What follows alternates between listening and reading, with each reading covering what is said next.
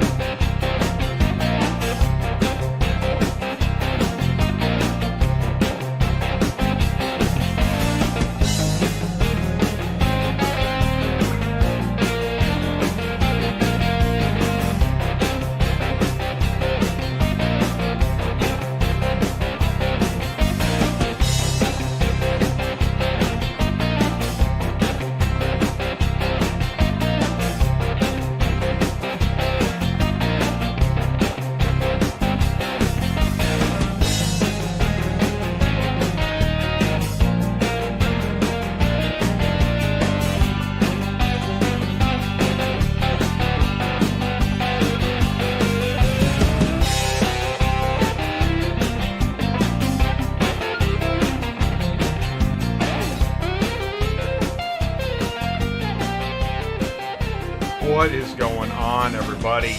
Welcome back to Tuesday Nights Live. Thank you so much for taking the time to join us for Finished Vehicle Logistics Spot Market. We have a really interesting show tonight. It's going to be a long presentation from the ground up, from pure vanilla all the way. Wait till you see what Joe's going to show us tonight. I'll tell you what, if this is your first time here, please do feel welcome. If you've been here 225 nights in a row, please feel welcome. Please do say hello. Jump into the live chat. You can say hello. You can post your company. You can post, are you looking for a trailer? Are you selling a trailer? Are you trying to grow your business? Are you a carrier, driver, dispatcher, dealer, etc.? Everybody's welcome, because in industry news, we really go into the automotive ecosystem, as it were, as a whole, as a macro. And we're going to spend 30 minutes there. I got dealer markup news, EV and autonomous, supply chain, blogging, views. We have some interesting stuff for you tonight, so you're going to want to join that.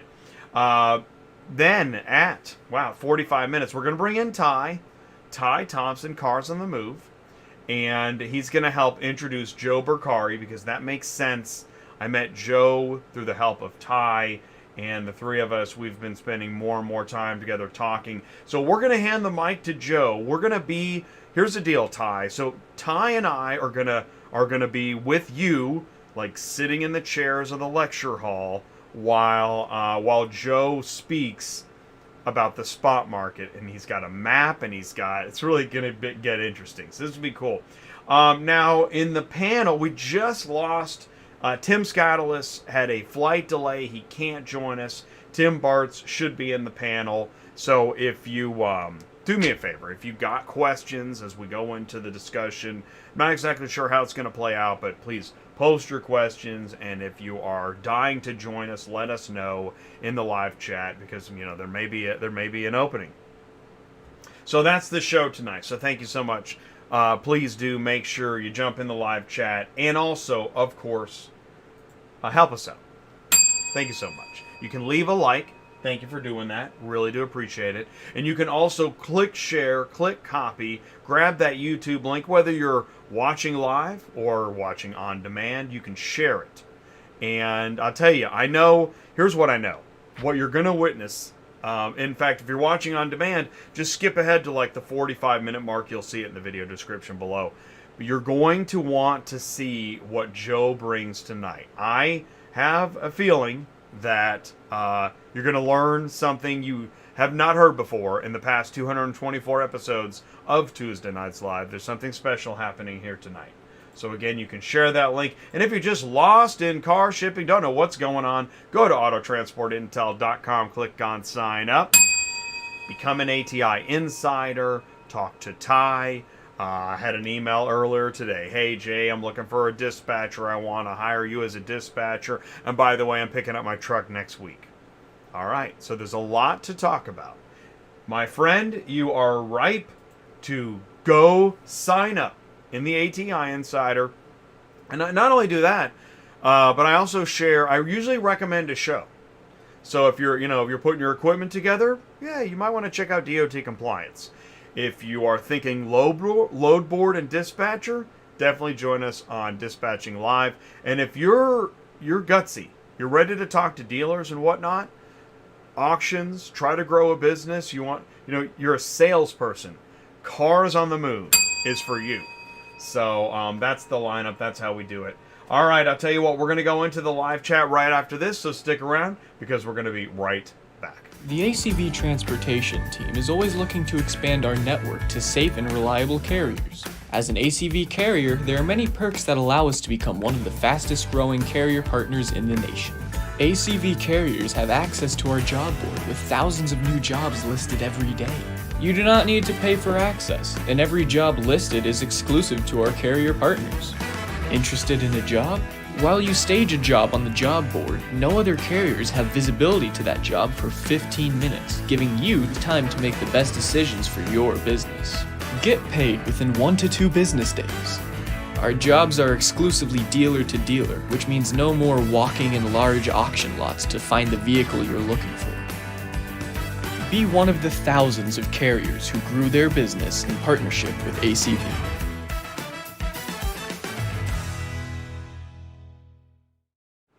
Dealer, transportation, peace of mind, carriers pick up, deliver, and get paid on time. Join the nationwide network at acvauctions.com/ATI. Sign up with Carrier by ACV Transportation. All right, everything seems to be going smooth, and so as soon as I say that, something might go crazy, but I'll tell you what, thanks for jumping in the live chat. I'm going to back this thing up to the top. Oh yes, John at LAI Auto Transport. Good evening. Driving through the mountains to Denver. Probably going to lose signal. May or may not be in the live chat. Definitely be in tomorrow. Yeah. So John let us know that John is, I guess he's headed east then through Colorado. Should be in Kansas City tomorrow, which is where me and Ty are. So we'll see if we can. Wednesdays are tough, but we'll see what we can do. We'd love to connect. In fact, we got you won't believe who made it to Kansas City. We got a photo of that in industry news. Oh, Kimberly is here. Welcome to Tuesday Nights Live. Let us know if it's your first time by saying hi. Please join the community. Thank you so much. Share your info. Please do that. And there's a, did you see that? Thank you so much, Ty. Ringing the super chat cowbell. ATI to the moon 2022. We do have truth. We do have a lot of interesting things coming up. We've actually got another thing happening. No, we have a guest Friday, and I think we might have a guest next week. in addition to the regular schedule. So thank you so much, Ty. Thank you for ringing the Super Chat cowbell and making Hendrick feel welcome. Oh, Hendrick's in the news? Oh, that's pretty cool. Carlos Braxton is here. Oh, John at Finest Towing Recovery. Missed you, buddy. John at Finest Towing Recovery out of Florida is here. Carlos Braxton, ACB Logistics is here. Don Length. I'm the new recruiter for Midwestern Car Carriers. Awesome. Hey, what's up, Don?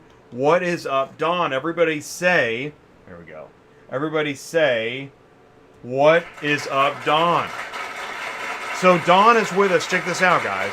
Don is in the live chat.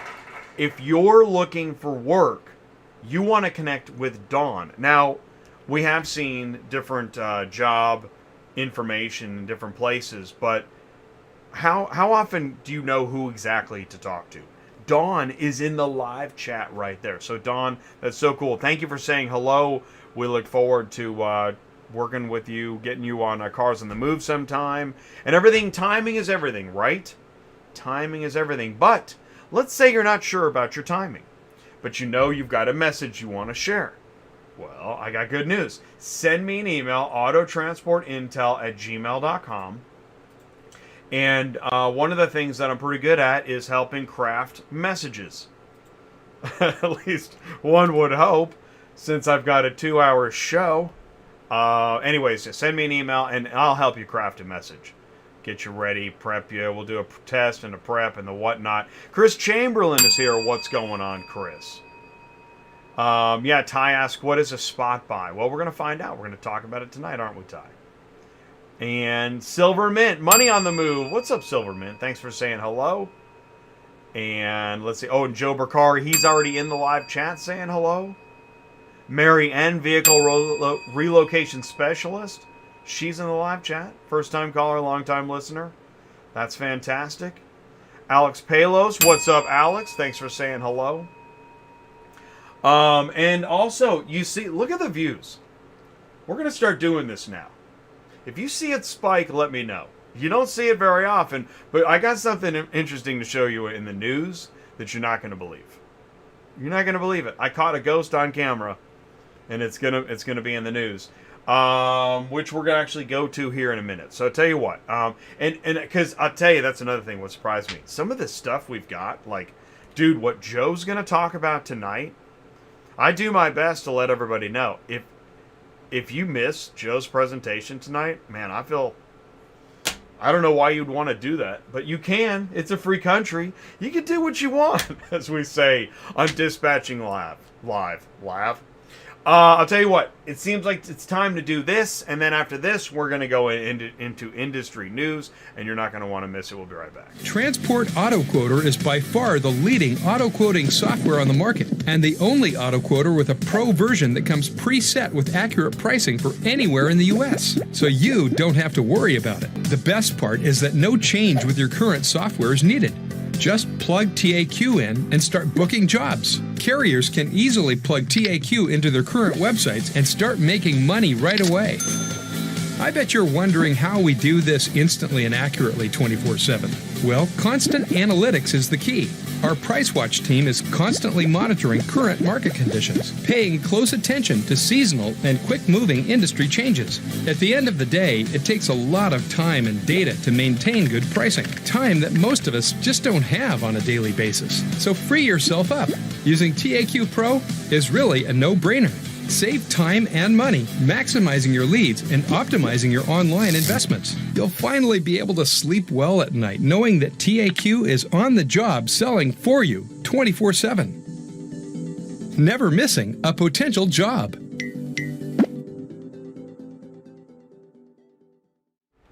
Do you need an auto shipping quote and a broker software you can trust? Provide instant, accurate quotes online with Transport Auto Quoter by Superflow Systems and move with Pro ABD CRM. Visit superflowsystems.com. You've got the links there in the live chat. We've talked about Pro ABD a lot. Oh, look at that. Mary N is now using Pro ABD. Well, all right. So we saved one. We saved you, Mary.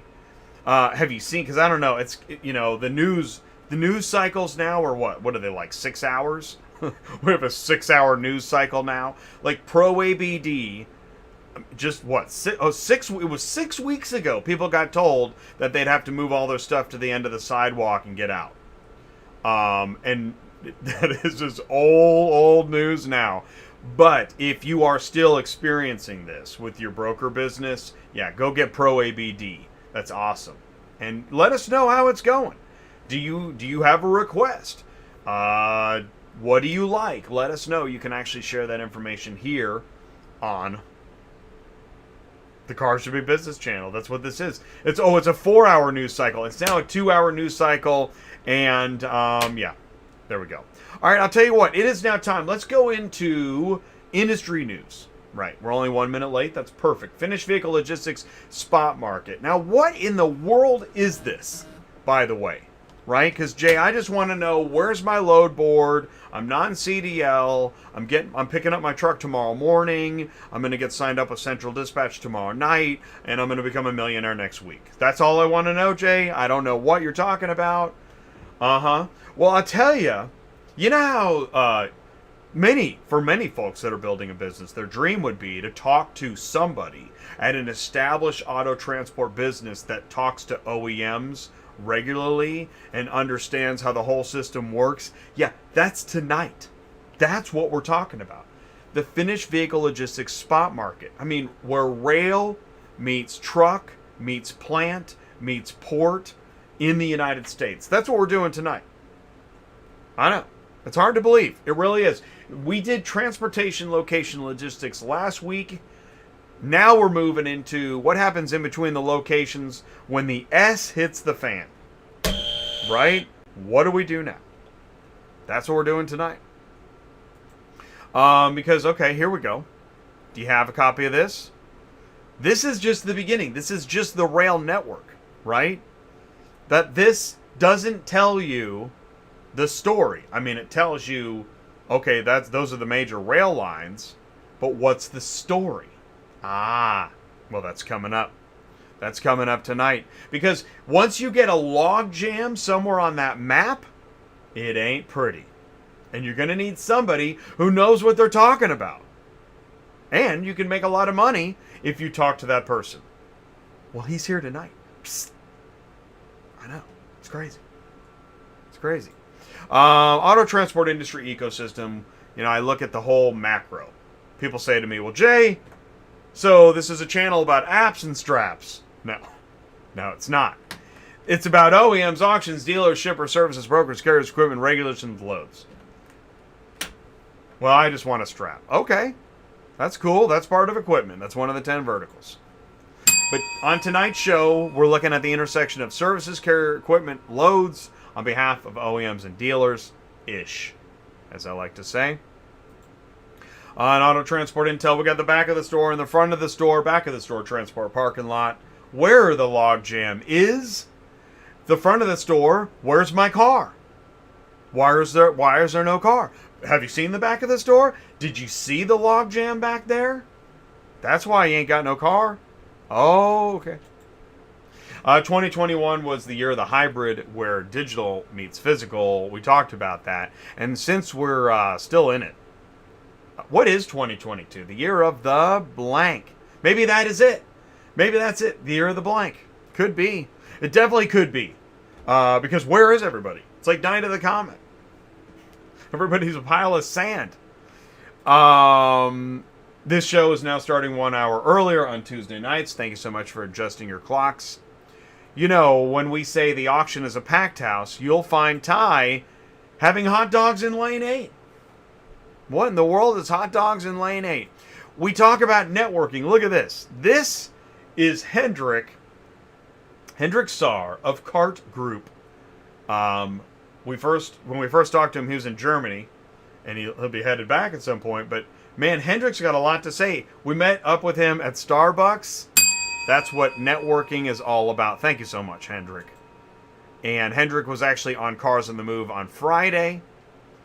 And, we also have our carrier on the move, John Cochran, LAI Auto Transport. I think what we're going to do is, we're going to have the carrier on the move.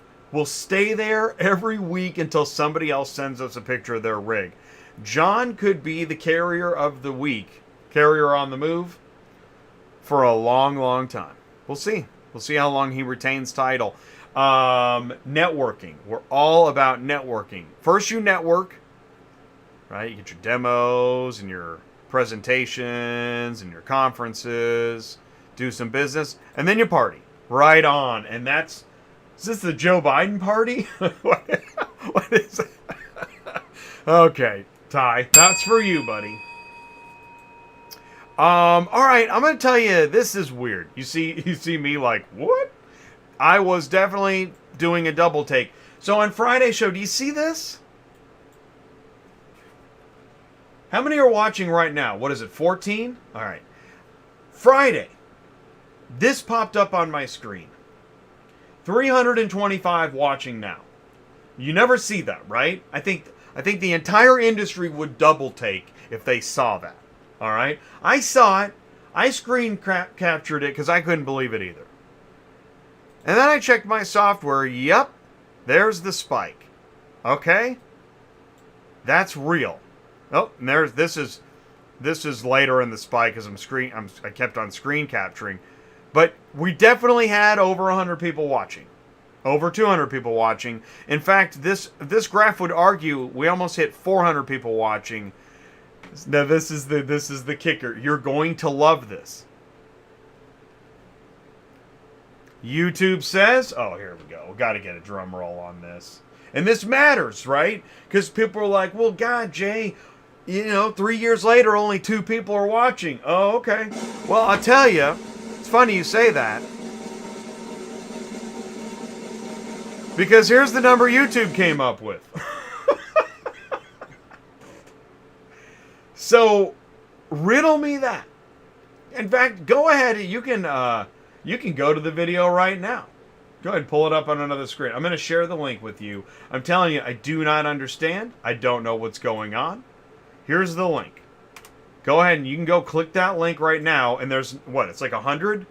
So how did we get to 100 when we peaked at least 300 people watching at one moment and it's verified? I don't know.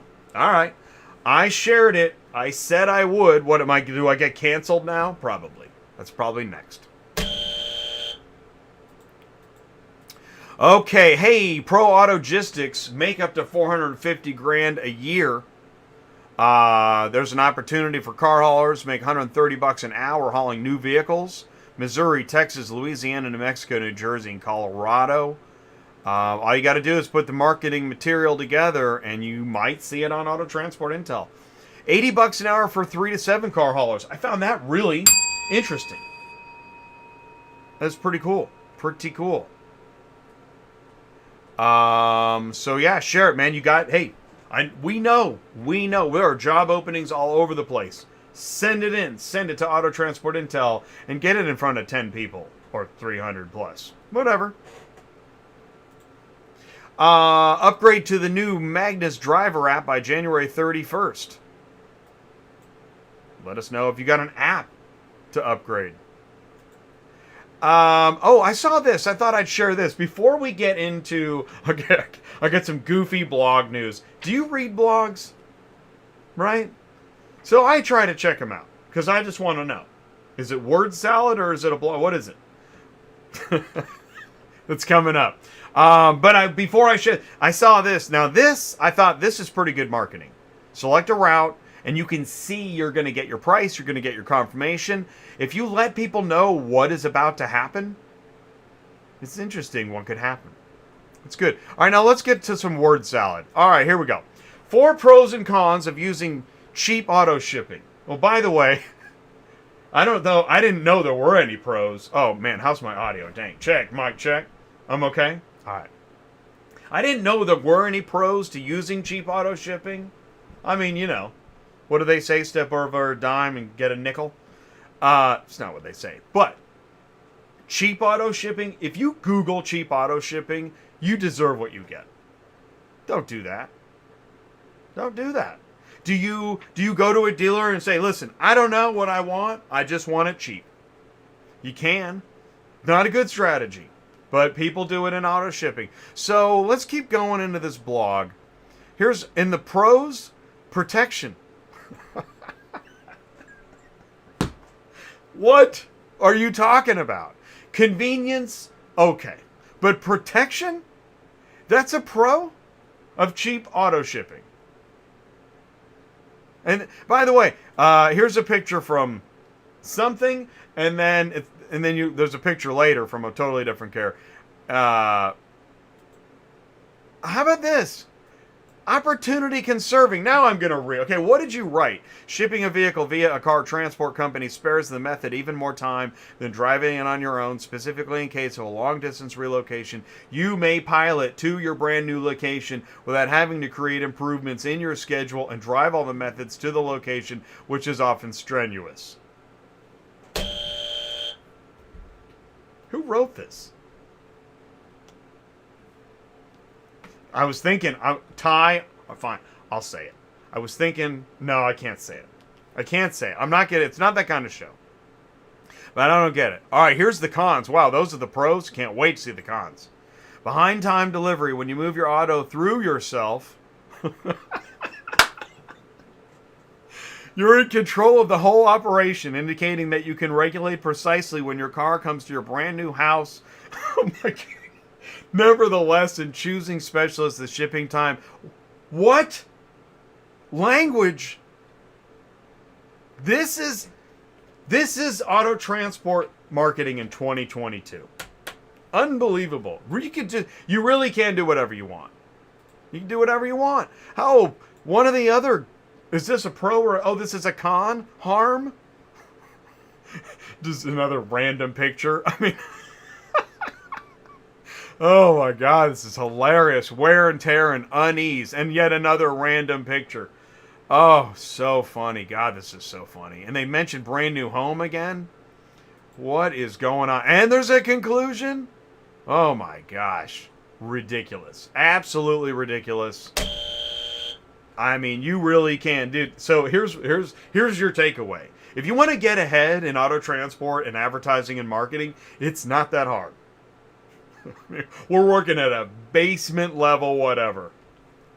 Holy cow, this is crazy.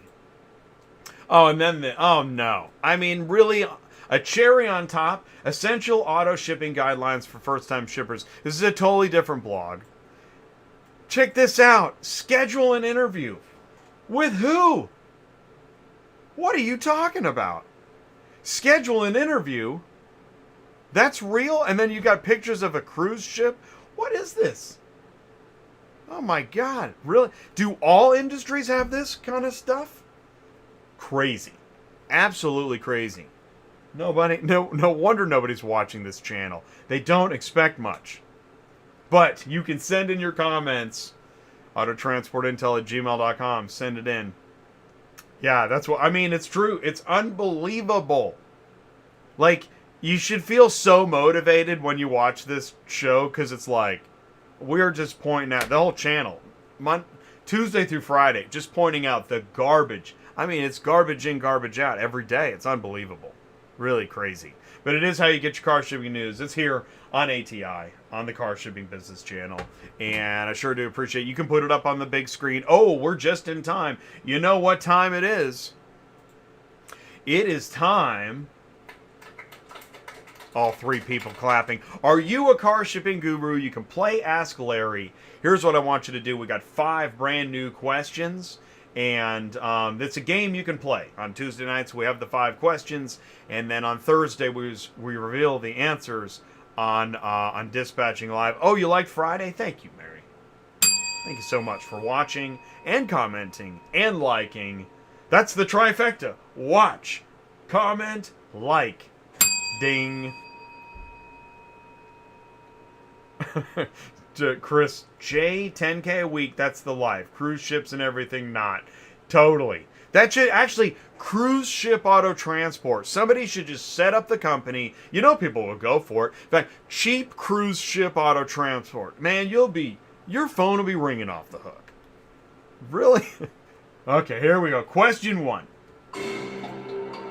In the first half of 2021, electric vehicles made up what percentage of global car sales? Is it 1.2, 5.1, 7.2, or 11.3%? The first half of 2021? Global car sales? I'm going to go with 1.2 or 5.1. I think I want to go with... Dang it. Global car sales? I'll do 5.1. Because some countries are, as we've talked about, like we were talking about this with Hendrick. I was also talking about it with Joe, and you'll see it in the news. I mean, China and some other European countries way ahead of what we're doing. And I bet the U.S., I would think the U.S. is at 1%. Of course, when you factor in, I don't know. I'm going to go 5. No guesses? Nobody's guessing? I'm used to it. Oh, hey, what's up, Mark? Thank you so much. Thank you for all you do for the industry, ATI. Thank you, Mark, Superflow, Larry, the Transport Auto Quoter, Llama, Dispatch Center, Superflow Systems, Pro ABD. I mean, helping people. You know those people shoved to the end of the sidewalk with all their boxes in their business? And Mark and Pro ABD shows up and says, listen, you don't have to go out of business. We got software you can use. Come on over. Yeah, man, we'll help you out. So right on. All right, question 2.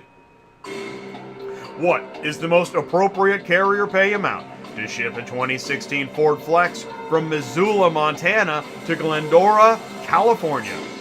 Is it $705, $980, $1330, or $1625? Missoula to Glendora. Yeah, I'm going to go with, it's a Ford Flex. Now that can be a little bit larger. I'm going to go $1625, especially with current market rates. If you've seen, there's still a ton of loads on the load boards. People are still disappearing. Yeah, $1625.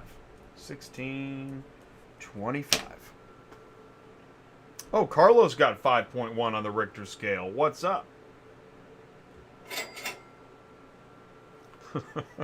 The Richter scale. Okay. Question 3. The phrase tune-up was coined by the founder of this car brand. Is it Ford, Chevy, Dodge, or GMC? That's a good question. Tune-up. I'm thinking Dodge. I don't know why Dodge. That sounds like something those brothers would come up with. Hey, what's up, Joe? How you doing, buddy? Oh, Silver Mint. I mean, and you know what, Silver Mint? And that's in, I think, part 2 of the news. It's headline after headline. I mean, NADA is talking about record profits.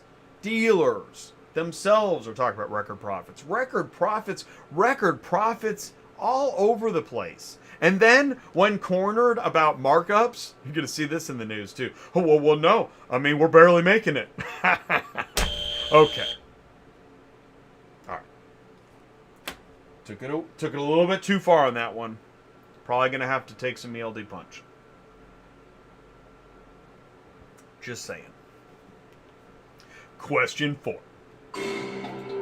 What is the most appropriate carrier pay amount to ship a 2021 Honda Pilot from Liberty, Illinois to Soddy Daisy, Tennessee?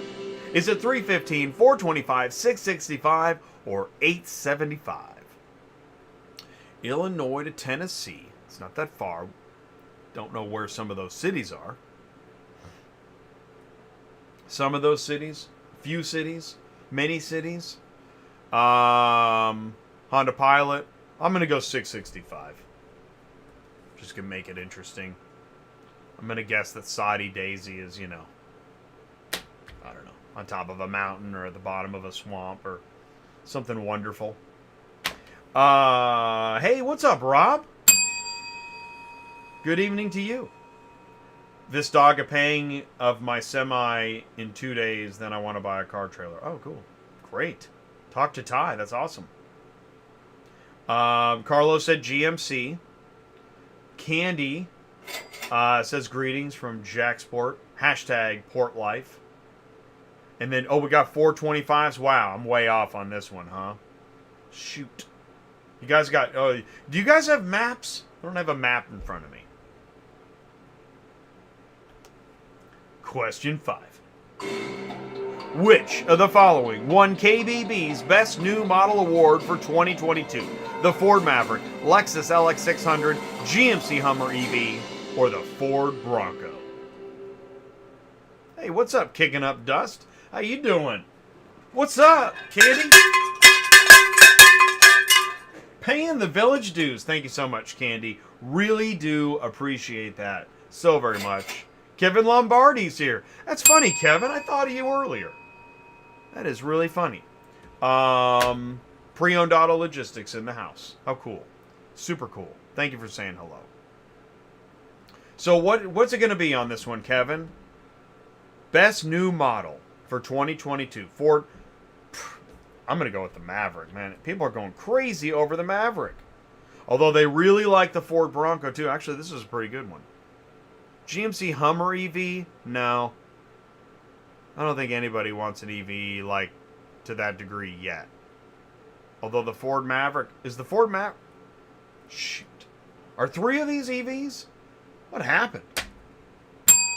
Oh, Kenny doesn't like the Bronco. I don't know.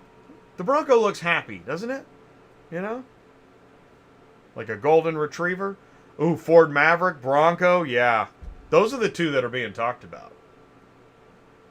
I still think it's Maverick, but I just have heard Maverick more. It could be the Bronco. This is a really, really good question. Really good question. Great job, Larry. Fantastic questions again. And by the way, I have never gotten all 5 correct, but join us on Thursdays on Dispatching Live, and let's see what we got right. It's a fun game. It's really good times. Don't forget, you can go to autotransportintel.com, click on sign up, become an ATI insider. People are doing that, talking to Ty, finding out, do I need a dispatcher? Do I need a different rig? Or should I just go be a dentist? Like Dad said. You know? So anyways, you know, hey, find out what's up. And, oh, here, it's time for the break. After this, we got part 2 of industry news. You're not going to want to miss it. We'll be right back. Are you completely stressed out from all the calls and the contracts and the verification of loads when nobody answers the phone? Call Murphy Auto Dispatch Services today. Murphy Auto Dispatch Services has over 15 years of experience in the transport industry. We are your office while you are on the road. We book, we verify, and we bill out your loads for you. We have an excellent accounting staff and an even better dispatch team. Give us a call today at 417-273-0021. Or if you want to email me, it's murphyautotransport31@yahoo.com. Give us a call today.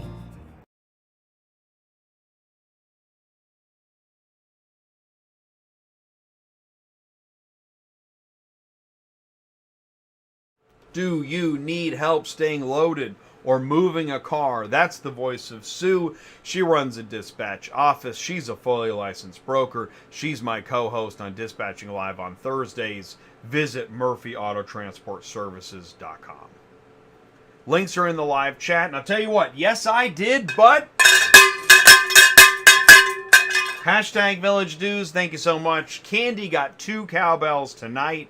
So in the future, when we see the question come up, on which show did Candy get 2 cowbells? The answer is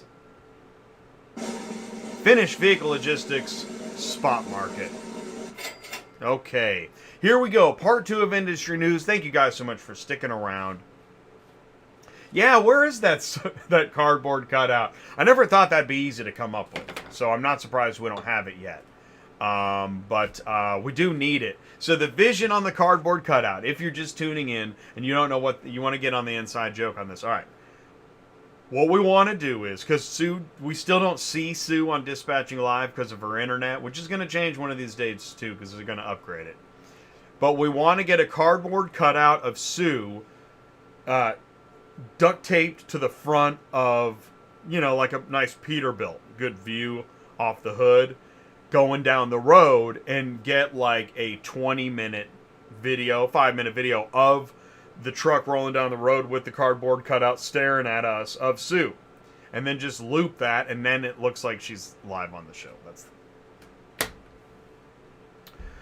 Part 2, industry news. So, dealerships' profits breaking records during car shortage. Whoop-de-doo. Well, wouldn't be such a big deal if dealers then weren't banning customers from scalping. Huh. Good for the goose, good for the gander. Not. And Ford is not happy about all the markups. Let's see here. One dealer in Virginia apparently asking for 30 grand on top of the MSRP. Well, why is that? Let's get some insight. Well, and by the way, Ford they're now working to shut off the spigot. And let's get a comment. Here's a comment, but it's supply and demand. I don't like overpricing anything. I don't want to. But at the same time, we have to keep the doors open and feed the mouths here. Food on your family. Uh-huh. Okay. Why not? Ford has created a deal with Stripe to make it easier to pay. It's a 5-year agreement in North America and Europe. There's your fintech, Ty, right? And that's coming up in April. We'll see that too. Fintech. Financial technology, Stripe. Use your app, buy the car. Pay way too much. Tesla Cybertruck delayed again until 2023. And I'm looking for the picture with like those metal balls in the windows. No dice. That's a bummer. Here's another bummer. Rivian on a bummer. It's going to be a long slog ahead. Another way of saying bummer. Which means, the Silverado EV gang is like cabbage patching all the way out of the dealership. What's up? Surging China EV sales hit target 3 years early. Dang. Now it says Tesla tops that market with VW. China, not only the world's largest car market, but leads in EV sales as well, and demand is growing so fast. Battery car sales expected to hit 20% this year. Ooh, we could have used that. Where was that when we were doing the question? Electric trucks. Volvo increases the range by 85%. I double take. 85%? Well, what were you doing wrong before? Oh, shoot. This wire goes over here. I don't know. That's crazy. 85%. Waymo is entering into a long-term strategic alliance with shipping J.B. Hunt. Waymo? Autonomous Class 8 trucks? Waymo. Waymo working on autonomous freight delivery. Waymo Via. It's been self-driving trucks on public roads, California, Georgia, Arizona, New Mexico, and Texas for several years. So there you go. Waymo. Look at that. Look at that. You got all the cameras and the rigs and the whatnot. Shoot, man. Okay. Guess who's coming over to car hauling? I'm just speculating. Oh, and you got Neo. Look at that. Rob, you got Neo. Neo's in the news. I think it's coming right up, dude.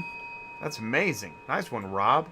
GM dealerships to get EV chargers from Blink in North America. We're going to have to start. This is why I share this. We're going to have to start learning the names of the chargers and the gigawatts and all that stuff. So, Blink. I don't know how much it costs, but and I don't know the gigawatts, but Neo, there it is, Rob. Look at that. Rob's all over it. Neo makes moves to expand U.S. operations. They're gonna set up offices in Silicon Valley, and then they're probably just gonna buy Silicon Valley. I don't know what they're gonna do. That's Neo, man. I thought it looked kind of like Lucid, that's a good thing. I mean, Lucid is a much wanted EV. Manufacturing shipping issues could delay auto repairs for months. Ouch. Auto body repairs backed up. How backed up are you? Ooh, this sounds like a good marketing campaign. How backed up are you? What's the visual on this one, Candy? RPM, do you see this? Was a good article put out on LinkedIn. What is the automotive supply chain? What are the components? Breaks it into suppliers, manufacturers, OEMs, and then dealers. Suppliers, manufacturers, dealers. And then we start to get into the log jamminess. 6 indicators that point towards an industry slowdown. You got your truck driver shortage. You got your rising gas prices. You got high turnover rate for drivers. Jeez, that's been forever. What else we got here? Let's use the buzzer on these. And then you got longer commutes. You got decreasing consumer demand because the prices keep going up, jacking up that MSRP. Record profits. And the chip shortage. Where we know that, you got football fields of trucks waiting on like a chip or two. I know, it sounds like a top 40 song. Here we go. More information coming your way. Remarketing 101 is Wednesday, January 6th. It's a virtual meeting with Renee from Black Book. Oh, that'll be good. Check that out. Wednesday, January 26th. That's next Wednesday. Great. This will be in the news again next Tuesday night then. Also, okay. You got your automotive trade shows list in front of you? Because we are... Oh, well, then they are buying Silicon Valley. Thanks, Rob. We are heavily invested in Car Conference. We're going to be there. We're going to be... shoot, man, we got all kinds of stuff going on there. I'm moderating a panel. We're going to be going live from the expo floor. That's going to be amazing. Oh, there's Vistaga. I just knew it. I'll give you a little bit of both. It's hard to tell. Here we go. Here's another one. Auto Intel Summit. Get signed up. Can you say FinTech? That's a cool conference. Really cool. And if you have any questions, like let's say your budget only will allow you to go to 1 or 2 shows next year. Let us know. Contact us. You can put it in the live chat. Contact Ty. Here, let's put Ty's phone number in here. You can call Ty. You can text him right now. 417-483-2764. Say, Ty, I can only afford 1 or 2 shows next year. Which ones should I go to? And we'll help you. We'll talk to you. We'll consult you. Do you need automotive trade show consulting? Let us know. We'll help you. We'll let you know what's happening, what's up. 7 o'clock from now on. Rather than 8 Central Time, 1 hour earlier. Plus, we got DOT compliance every Wednesday at noon. Join us for that. Where we have How We Doing. Oh, here, let's play the, this is the theme music for How We Doing. So, in How We Doing, what we do is we talk about, hey, are you loading that trailer all right? You sure? You gonna make down the road on that thing? Let's talk about it on How We Doing. Don't be the flip of the week. We also talk load board search advice. That's Thursdays at noon. And actually, load board search advice. We're doing load board advice. So Sue and I are cooking up Auto Transport Load Boards 2022. We're going to get that out. We're going to do a show. I think we're going to do that show... Is it next week? I think so. Oh my gosh. Holy cow. Are we ready for that? That's the plan, anyways. Join us Thursday. We'll talk about some load boards. And, the vintage coffin. Oh, it's the best. Hey, Fridays at noon, dealers, auctions, and carriers. We have a special guest Friday. We have Will Morris, the car auction coach. He's going to join us this Friday. So check that out. And you know what he's talking about? This is so cool. It's almost seemed me and Ty were doing this meeting with Will. Was it last Friday? Things are moving so fast. And it almost felt like somebody had sent him a script. Because he said, carriers, to build a business, he said, I talked to this guy the other day, walked up to him, he had no business cards, he just was talking about a load board, and we were like, wow, that's funny, because we have a show for that. So Will is going to join us on Cars on the Move this coming Friday and learn more about Will. He's got a lot of great stuff to say. This is the Car Shipping Business Channel. My name is Jay. I'm your host, and it's 7:50, so we're only a few minutes late, which is okay, because Tim had flight problems. He's not going to make it in the panel. We should still have hashtag Ford Video Guy Tim Bartz joining us. That's going to be great, too. So do me a favor, stick around, because after this, Ty, you're up next, buddy. Join us, because right after this, we got Ty joining, and Ty and I are going to talk about Joe, and then Joe is going to do the most amazing Spot Market 101 presentation coming up. So stick around and get ready to take notes. Is your current vehicle imaging process producing inconsistent images? Frustrating? Time-consuming? At the mercy of another vendor's schedule? Well, it doesn't have to be. Black Widow Imaging provides a simple system to capture high-quality images of your vehicles in seconds. Simply align the driver's side tire with the floor stripe. Stop on the floor plate to scan your vehicle code and capture the exterior images. It's that easy.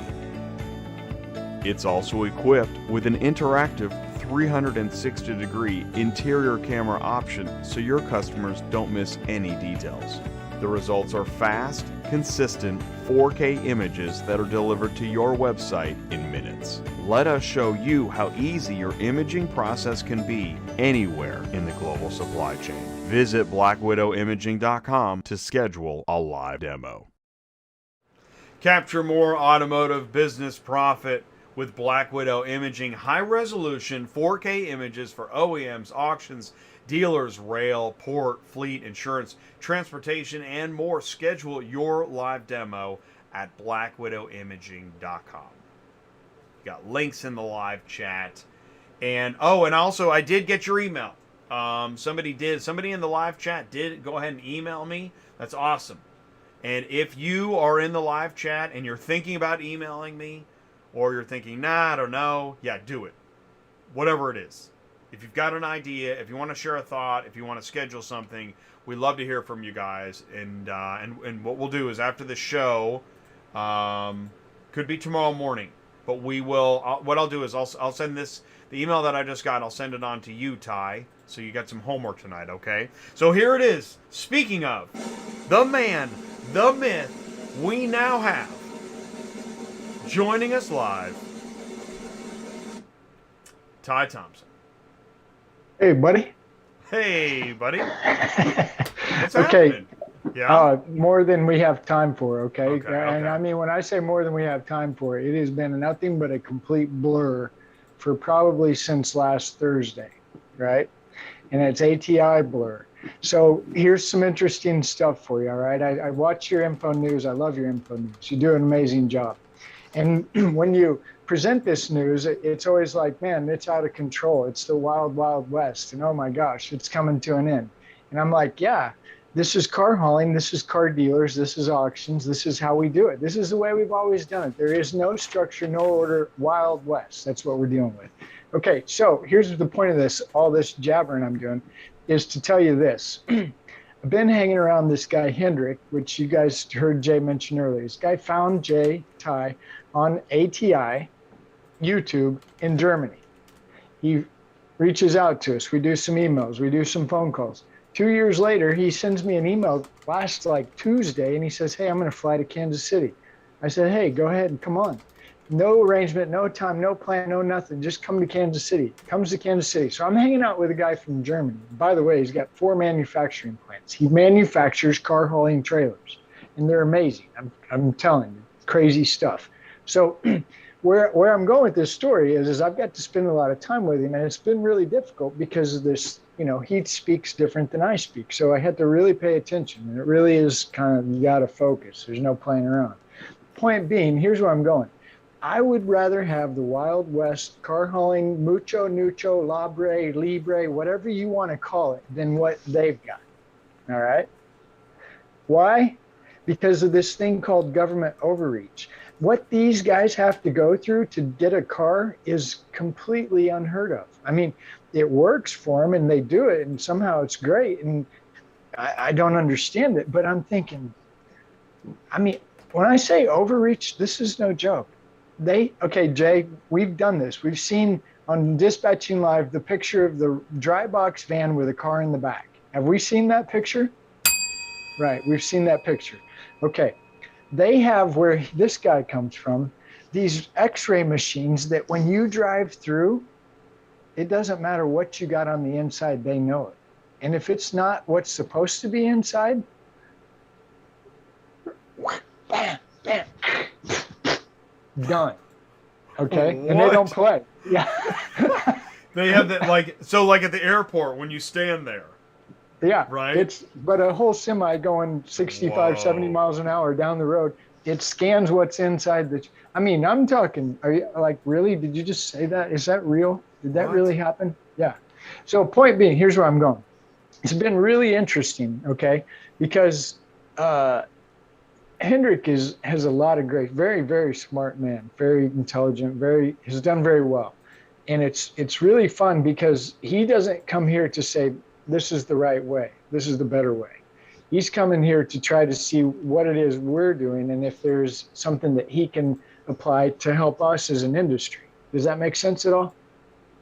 So it's been really educational for me on all kinds of levels because I'll admit it, I'm a used car guy that likes auctions and lanes, right? That's Ty. But as I get to hang around Jay and I get to go to these conferences, I get to hang out with a guy like Joe Bercari, who's coming up next, dude, I'm not kidding. This guy talks 5 minutes and says more than I'll ever understand in a year. Did you hear? Let me say that again. I sat and I listened to Joe Bercari literally talk for 5 minutes without taking a breath, and he said more than I will ever know in a year. That's a true story. So it's beyond words to tell you how amazing it is to have a guy like Joe take time out of his busy schedule to come here and educate us on things we know nothing about. I've been doing car hauling for 20 years. I'm not kidding. I know about a lot of auctions. I know a lot of used cars. I know a lot about equipment. One thing I don't know is what Joe Bercari talks about. And when Joe talks, listen, because he is telling facts. It's amazing. What's interesting too is Joe's about to prove what you said too, because we were doing the run through, and I'm like, wow, this is really, and that's why it kind of blows my mind that he's about to give this presentation, and we're just kind of have this little coffee shop bumping down the road, okay, whatever. But I mean, because we've been to conferences and we haven't seen what we're about to see. No, and usually, guys, just so you know, we don't put a lot of energy into what is somebody going to talk about and this and that. We haven't put a lot of energy into this because Joe knows so much. It's just like, I'm not kidding. There was a couple of weeks ago we were on the phone talking, and I just my mouth was on the ground.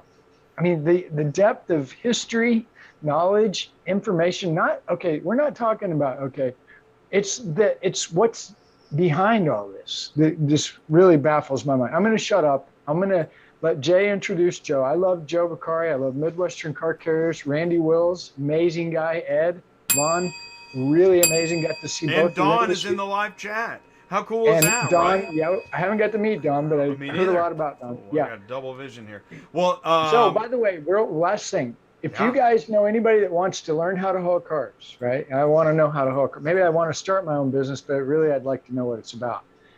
Midwestern Car Carriers has multiple, okay? If you've got any experience, they've got some pretty sweet opportunity here in Kansas City area, and maybe some other areas. Joe may talk about it for a minute, but if they're a great company is what I'm trying to tell you. I wouldn't go hang out with them. I wouldn't go talk to them if I didn't like them there. And I want to say this too. As we're talking about marketing material and whatnot, so Don, as you saw some of those examples, and I know you've seen other examples, and you probably have your own material, let's do something. And that goes, really, camera one. Anybody out there got a message? It's the Car Shipping Business Channel, baby. Let's do this. All right. We've either got 13 or 300 watch. We don't know, but there's an audience. Exactly. At this point, it's just like everything else. Who knows? It could be 1,000. I knew that'd get you. Okay, one quick comment on Don. You did. I got a story. By the way, I want to say this. So we're doing the show Friday. Yeah. And Hendrick was talking to Ryan, and I look over and I see all those numbers. I'm like, what? It was the funniest thing. But I didn't interrupt you guys. I didn't want to stop it. No, I really, that's some interesting information. I'm honestly surprised you didn't call me, because that right there, I'm like, what? We got to talk about that, dude. I mean, well, that's the other thing. I'm like, dude, I don't want to seem like, because we got, man, right now, it's tinfoil hat city, this world we're in right now. I got one word for you. Yeah, one word. I know. It's called rumble. Yeah. We're going to take it to both, buddy. I don't know. Yeah. I don't know, but if we talk about it too much, we're going to get shut down. They're going to x-ray us. Hold on, let's put the kids to bed and we'll talk about it But later, I will okay? say this. The funny thing about, you talk about the x-ray machines and the whatnot and the 70s, what do people talk about when they get together? The good old days. Mm-hmm. Right? Yeah. Nobody talks about, man, I can't wait for all the robots to take over. I know. Okay. Or the government to take over, or whatever. I'm going to skip my John story. I'll tell it another day, but let's get Joe on here. Well, and what happened just in those past few minutes, we took a little heat off Joe, because 5 minutes ago, Joe was probably like, oh my God, guys, what are you guys doing here? All right, but let's do it. Joe, we're about to bring you in. Let's just cut away to the live chat. Let's get Joe. I'll go ahead and clean up the audio here for a second. Are you sure? Because I was going to keep you. I'm going to keep you here because I think we're going to go a little off script. What we're going to do is me and Ty are going to, along with you, everybody here in the live chat, live and on demand, globally, we're going to watch Joe Bercari, VP and GM of Midwestern Car Carriers, give us a Spot Market 101 lesson. Joe, what's happening? Hey, how are you? How's everyone doing?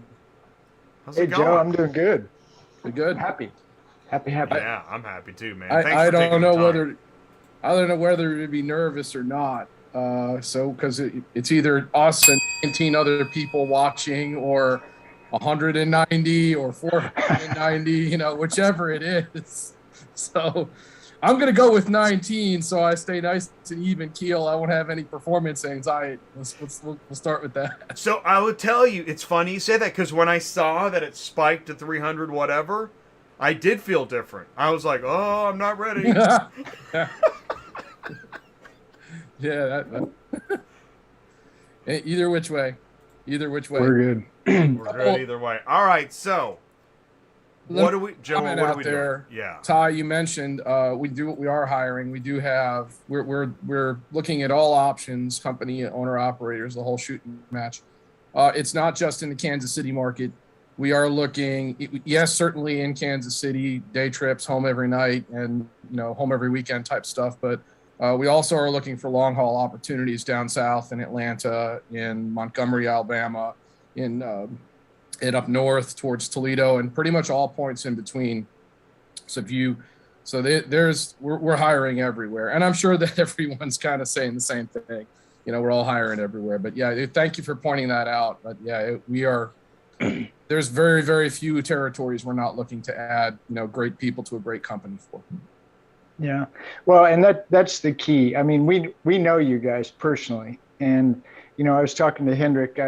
We do our best to associate ourselves with people we know, people we believe in, sure, and obviously people we like. So sure. I really do. I like, you know this, I say it all the time, but I've known Randy for a while, I've known Ed for a while, I've known you now for a while, and it just keeps getting better and better. So we really do. You guys are great people. So thank you. Oh, you're a sweetheart. Outside that tough exterior, that tough grizzled, wood bearded exterior, you're just one big old teddy bear. That's it. That's right. Thank you. So Jay, I'm yours to command here and I'm ready to talk about spot buy and that. So all right, awesome. How do you want to start? You should be able to take the screen.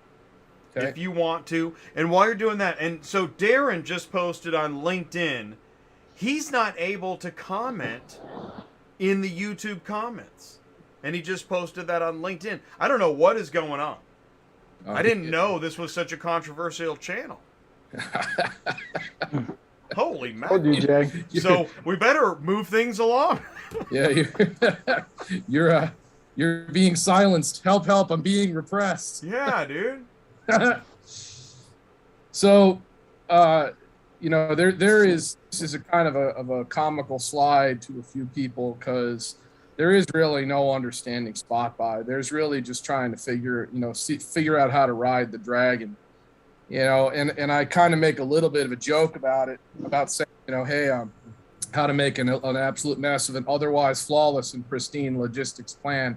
But I think, that every manufacturer, and even larger second market and used sales companies, they have a network in place, and anyone that's been around them for any length of time, whether you're on the manufacturing side and pushing your finished vehicle out to market, or if you're in the actual logistics and shipping side, you realize that markets are very, very fragile things. It does not take a lot to really upend the way that your network is looking and the way that your network is interfacing. And so that's often a really serious challenge that you have to face in the United States, particularly because we have such a vast geography, so many vast climates to cross, and it just takes an awful lot of time to get things from Bangor, Maine to San Diego, California. So there a lot can happen in that transit period, whether you're using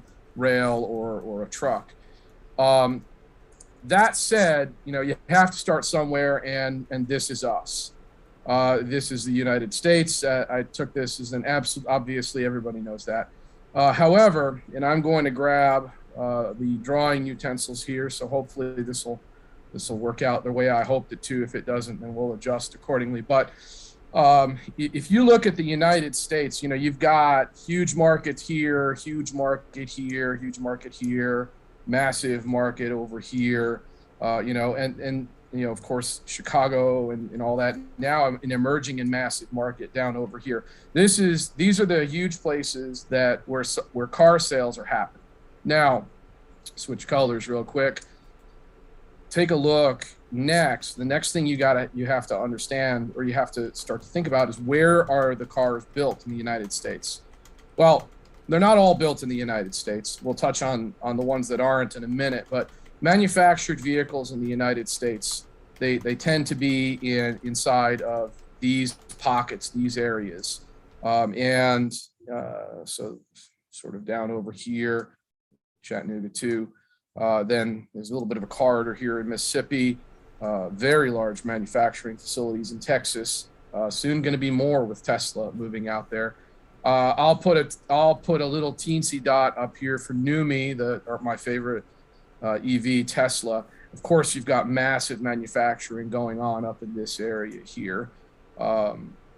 And then some also in Indiana and Ohio, also a little bit here. So why all these dots? Why all of these, why all of these circles, and how does this relate to things? Well, when you jump over to that map, and let's see if this works. Hopefully it did. Hopefully I lined this up the right way. But when you line this up to the rail map, it matters. It didn't work exactly right, but it's close enough for government work. So we'll get rid of all this junk here. Get rid of all this. Start again. What this map indicates is, again, we've got our St. Louis corridor. You've got Louisville, Nashville, a lot of manufacturing there. Ohio, Indiana, and in Michigan, lots of manufacturing there. Lots of manufacturing down here. Lots of manufacturing in Memphis. Massive facility here in Dallas. Okay, so when these manufacturing facilities are compared against the rail network, rail is always going to be the first choice of a manufacturer. Why? Volume. The amount of volume that you can push out on the train versus the amount of trucks and drivers that are required to be able to move a certain amount of steel is exponentially different, and the cost separates at an extraordinary pace the larger that distance becomes. So if I am as an example, if I'm buying a car up here in the middle of Washington near Seattle, getting that vehicle from an assembly plant here in St. Louis, in order for us to do that, I mean, by truck, yeah, sure, I can get one vehicle there in 3 days, maybe 4, if that was, if the price dictates it. But what about the other 5,000 vehicles that are going to be purchased within that Washington market? Those go out on the train. And this is where you start getting into other fragile components of how the spot network works. It's very important to understand how the pure vanilla sector looks before we talk about what can break, why it breaks, and more importantly, probably the people on this channel, is how do we make money off of it? How do we make money for it? So let's go talk about our example and understand another very important component about the railroad. And by the way, I'm grossly oversimplifying a lot of this, because there are railroad tracks in all kinds of different places that this map doesn't cover. These are just the main tracks that tend to go from the major cities to the other major cities in the United States. If you're going to receive a vehicle, and let's say you're buying it down here in Tucson, hypothetically speaking, I'll put a little star there. I said I'll put a little star there. There we go. So if you're going to buy that car in Tucson, and that car is being produced, let's just say hypothetically here in Atlanta, in the Georgia or Chattanooga area, up over this way, it's going to almost certainly be put on a train. Usually that train is going to be that train spur is going to be somewhere close to the manufacturing plant. But once it's on that train, it will follow the exact same path in January, February, March, all the way through. The train schedules, generally speaking, extremely static. They've had decades to put them together so that they understand how they run most cost effectively, and then ultimately how they'll be serviced, in the long run. That train is going to follow a very specific route. That route is going to look something like this, and it will never deviate. If that vehicle is being built, and I'll use a switch to a different color, make it a little easier to see. But if that vehicle is not being built in Atlanta, let's say that vehicle is being built in Michigan, it may take a very different route. That different route might look something like this, where it follows down through Kansas City, down this way, through Los Angeles, and then backtracks over to Phoenix. Why? Because rail car availability is very, very important. They always want to have their rail cars pointed in the direction that they need to be closest to end up to. And there are no manufacturing facilities that are building cars of substance on the West Coast. So they want them pointed back the other direction just as soon as they possibly can. Now, again, I'm grossly oversimplifying this. There's way more that goes into this equation than I'm talking about. But for the purposes of understanding, kind of at a high level how this goes, this is sort of how this whole picture looks. Now, what happens when we're building a brand new vehicle? Let's say we're building we'll call ATI Motors is building the Model J, and the Model J is going to be sold in all kinds of markets across the United States. Well, most manufacturing plants in the United States, they're going to build 5,000 units of a product before any of them are released to the market. 5,000 is a low number. I've seen much larger numbers across the industry. They're going to build a massive number of vehicles to make sure that all of the kinks are worked out. They're going to have teams of engineers that are going to go over every single detail of every single build day to make sure that when they start making these copies of these vehicles en masse, they're really ready for a consumer. Well, eventually, all that stuff is going to get flooded into the market. What happens then? Well, the first cause of spot buy takes place. And what I'm calling that is click the button, there we go. SHTF moment. That is your first major symptom. I've got a massive amount of inventory that needs to get pushed out the door, and that massive amount of inventory is going to gobble up all of the capacity within a particular area. from the carriers that are familiar and capable of being able to create all of that lift. And then, as a result, the plant's not going to stop producing. They're going to still keep pushing out volume, which means that if you do not push more volume, dispatch more volume on a week-to-week basis than is being received on the same week basis, then manufacturer is losing ground. They're having to invest in property.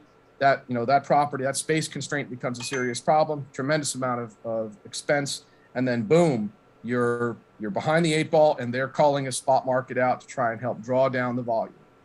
So massive amount of release is a very, very substantial cause of the spot market. How can you make money off of that? Well, if you're paying attention to the new model trends, if you're paying attention to the new volume that's being pushed into the market, and where that product is being built, or where the product is coming in, via one of the other methods that we'll touch on here in a minute, well, then you can prepare yourself to be a part of that equation, be a part of that solution. Let me jump back again here to the non-SHTF. Let's talk about the vehicles that come into the United States that are not built here. Quite a few of them. A lot of the times, these vehicles come into what we refer to as deep water ports. That's because of the size of the ship that's involved. Has to be able to, there are certain requirements that the ship has to be able to come into dock, unload its freight. Oftentimes it reloads something else in the same place that it sits, and then, goes out and does its whole routine. There's really not a lot of them in the United States relative to the size of the country. New York City, New Jersey has a very, very large one. Providence has one. Baltimore, very, very large inbound port for automobiles, Sparrows Point and Dundalk. Down here in this little corridor here, there's quite a few inbound ports for product to come in. Here in Houston is a massive port. A lot of export comes through the port of Houston or Fremont, or not Fremont, excuse me. I forgot the name. I'll think of it later. But that's a massive, massive port. Los Angeles. Brunswick. Sorry? Brunswick. Brunswick is in Georgia. Yeah. The one I'm thinking of, it'll come to me. Oh, okay. Los Angeles, a massive port. We've all seen in the news those container ships that are just sitting out in Los Angeles waiting for inbound carriers to come in and pull that product out of there. Well, cars are affected by that too, the ones that come into the port of LA. There is a port in San Francisco. It's I believe in Oakland. I don't see it used near as much as it used to be used. Instead, a lot of ships are going up to Seattle, Grays Harbor, up in that neck of the woods. There also are ports in Portland, not as big, but they do service them. Also, other major border crossings down here in Laredo, very, very, very major. I might be off on my circle there a little bit, but major border crossing in Laredo. There's only a couple places where Mexican product can cross into the United States. So there's a volume that's built in Mexico that comes into the U.S. A lot of it, if it isn't coming in on the train, it's usually border crossed in Laredo. The busiest border crossing in North America is up here in Windsor. Windsor and Sarnia are massive amount of business flows back and forth between the United States and Canada, most of it through the Port of Windsor, Ontario. There's a few other ones that are up over on the northern border here. Again, not really as much volume, certainly not as much as you would think. A lot of times border crossings up there are done by train, and there's a bunch of reasons for that. Again, I'm trying to keep it relatively simple so that way we can kind of keep the conversation going. But the most important takeaway here, and the reason I kind of purposely used the green again, was if you notice, look at where all of your manufacturing inbound, where all of the new production vehicles are coming from. It's all on one side of the map. There's a few over here, yeah, but by and large, a lot of your volume is coming from this side of the United States. A lot of the old, Rust Belt manufacturing and all those kind of legacy places. So the demand for capacity is substantially greater, even though there's plenty of capacity demands in the West Coast. Don't take my meaning wrong, but from the standpoint of pure manufacturing, picking up at assembly plants or ports of call, a lot of it's very, very, very heavy inbound volume from the United States. Another kind of important point the volume that comes in off of vessels, very often, if it's going to the West Coast, it's not trucked. They put it on the train. And if you take a look at, for example, the Port of Jacksonville, well, how do you suppose something gets to Seattle from there? I'll tell you, it is a very, very, I don't know the journey precisely correct, but it looks something like this. So that is a lot of miles to travel to be able to, to get a vehicle off a boat and then ultimately over to, the Port of Seattle. And again, the reason why it's done that way is volume, because you can push so much volume through the train. Now, again, how do you profit from this? If you're a car carrier, you pay attention. If you have a contact with a reputable business or a freight broker who has a good understanding of how vessel schedules work, you can find yourself in the right place at the right time, then, you could potentially profit from that. Before I move on, any other questions? Because I know I breezed through a lot. Ty's speechless or muted, or either one of the two. Muted, but yeah. I'm going to not ask any questions because I'm still sitting here just soaking it up. I mean, this me is too. just like, whoa. Okay. Yeah, so I say keep going, man. You're doing great. I love it.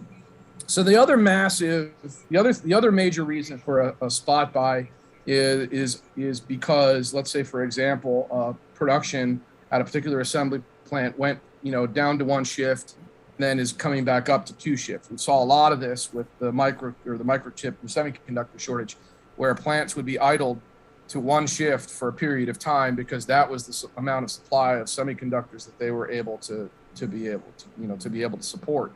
Well, when that situation changed, and all of a sudden they go from building 560 cars a day to 1,120 cars a day, whatever the number is supposed to be. Well, it's not like the car haul companies are sitting around with picnic tables worth of drivers playing dominoes and wondering when it's time to go. So there is that lag in being able to build capacity, whether it's because you're recalling drivers who've been laid off, bringing drivers who've relocated back to that origin point, or just flat out hiring new help because of whatever reason. So that is a substantial problem. If you hear of companies who are hiring, chances are there's a spot buy in the region, because chances are high that there is an overcapacity situation going on, and it's causing a substantial issue with the delivery in a particular area. Go ahead, Ty. Okay, so this what you're talking about here. So that if a shift, is that what you said? A shift shuts down. So the first question is what is typically, how many shifts does a plant usually run in a 24-hour period? It's different at every place. Many assembly plants run 2 8-hour shifts a day, 5 days a week with Saturdays that are scheduled. Some other assembly plants use what's called a 3-crew schedule, which is one crew works 4 10s Monday through Friday. A second crew works 4 10s, but second shift Tuesday through Saturday. And then there's an in-betweener, the C crew, that sort of balances in between to make sure that basically they have 2 shifts running every weekday and 1 shift at any point on a weekend. And the days fluctuate. Sometimes it's 5 8s instead of 4 10s, and then there's shift overlap, or they do what's called tag relief, where you have teams of crews that replace manufacturing segments along the line. A lot of them do it a lot of different ways. I mean, 100 different ways, but generally speaking, most assembly plants are going to be pushing out volume Monday through Friday for 20 hours or more of the day, and on weekends usually for 10 to 12 hours of the day. Okay. The reason I wanted to ask that question was because I talked to a guy who's actually works on what I think they call it a line. So in a manufacturing plant on a line, he works, and I said, okay, I need some real information here. What's up with the 2021s? Well, we think we've got pretty much most of the problems fixed. We shipped out 20,000 yesterday, 1,000, whatever, just he's throwing out whatever. I don't care. Point where I'm going with this is this really set me back, and I'm still a little blown away. And I think you're the guy that can validate or, tell me if this is right or wrong. This guy swears on a stack of Bibles that his shift kicked out 595 vehicles complete in one shift. Yeah. That's from a piece of steel to there's a car at the other end. 590, that's almost 600 cars in one shift. Okay, so you're telling me, is that real? Yep. Most assembly plants have the capacity to build anywhere between 200,000 and 350,000 units in a year. And if you break that down up to 250 or 300 days, whatever it is, that'll give you your daily count. One of the local assembly plants here in Kansas City that we're familiar with, they're building about 1,200 units of a certain body style in a particular day on any day. And then they have a second body style on essentially it's a second line that builds, I don't know, 500-600 of those a day as well. Okay. So real number.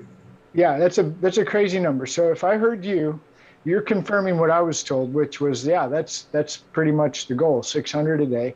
And they do it 2 shifts. So you're looking at maybe 1,200 units a day complete. Now, the reason I'm bringing this up, okay, how many plants shut down, how many hours shift schedule, and then how many do they put out? So back to what you're talking about, to put this into perspective. Now, I could be just a weirdo and didn't know that, but to me, that seems like a lot of cars. So if you shut down and you've got a problem already, and now we're going to crank it back up because competition, because of consumer demand, because of whatever the case may be, guys, we have got to make more cars ready to go. We haven't got the 2021s moved. Is that right? Is that what I'm hearing? Well, that's probably, there's probably some truth to that. You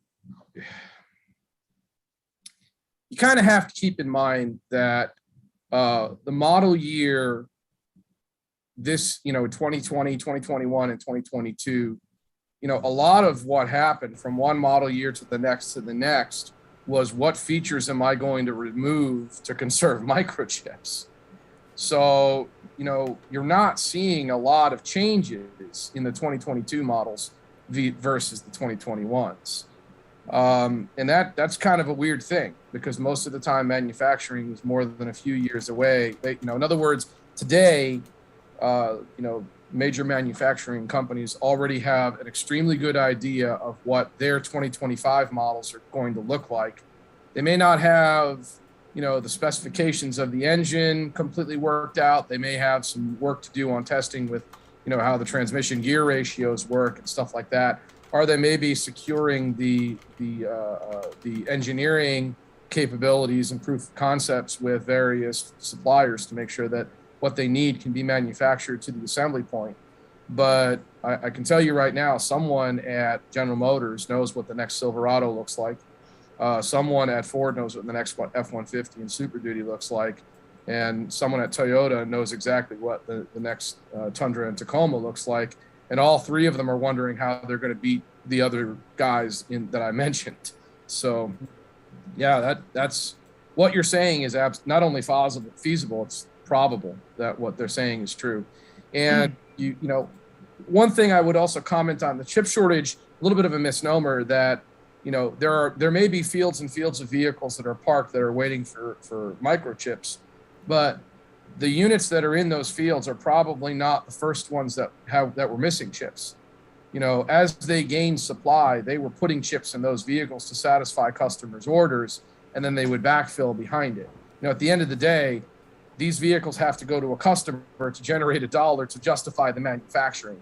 If they had a vehicle sitting in a football field for 6, 8, 9 months or whatever it is, they're not going to have that customer for very long. So, there's probably quite a bit of volume that's still sitting somewhere. I'm sure if you do some Googling, you'd find it. But, is that the same car that was missing a microchip in April? Doubt it. Very much doubt that. Well, and I think I wasn't trying to get ahead of you by any means, but if I'm following you, which sometimes I have a hard time because you're so smart, is there's maybe a potential bottleneck being created right now. Is that kind of the direction you're going? There is a bottleneck that's created right now. When we're going to talk a little bit more about destination constraints in a moment and what that's currently doing, because we're living through the destination constraint discussion right now. So actually, whether you planned on it or not, Ty, I have to applaud you. That was an absolutely fantastic segue into a flawless, just slid right into home there. That was absolutely perfect. What happens when you have a destination constraint? And the first example of a destination constraint that I would call out is weather. Right now, here generally in the Kansas City area, we just experienced a pretty severe cold snap, a couple inches of snow, a lot of ice. We had one of the worst shipping Saturdays at Midwestern that I've seen in a very long time. Why? Because there was a freaking 2 inches of ice all over the ground. I didn't want people working their butts off and, playing slip and slide in the ice and potentially getting hurt and, or damaging vehicles or anything like that. But that's a serious issue. Well, what happens when your assembly plant is in Kansas City and your cold snap takes place in St. Paul? St. Paul buys the product that's built in Kansas City. If Minneapolis is undergoing a severe storm issue, and there is here I'll go back to my I'll do my little whiteboard thingy. If this area here just got blasted with snow, well, those cars got to go somewhere. As soon as they're out of space to stage them at the railhead in St. Paul, which is kind of sort of where I put the dock. Well, then what happens? Well, the rail cars can't go to a place where there's no place to unload. So guess what they don't do? They don't go. And oftentimes they won't load at the origin point, which means that they fill up their lots with product to a particular destination. They're waiting for that destination to clear so that way they can start pushing out more rail cars. But guess what? Call this rule number one. The assembly plants do not stop building vehicles. So they will continue to build vehicles that they know are going to sit. They fill up these loading yards with all of this volume. And the next thing you know, they're going, well, wait a minute. I only have 100 rail cars committed for the week to be able to get into the St. Paul corridor. I've got 300 rail cars worth of product that needs to move. What does that mean? Spot buy. So, how do you make money off of this? I'm going to keep going back to that question. Well, pay attention to the weather. If you see major snowstorms and upheavals that are taking place, you might be able to position yourself in the right place to be able to ensure that you're going to be able to pick up a load. And you'll be able to get yourself in the right spot to be able to capitalize on that opportunity.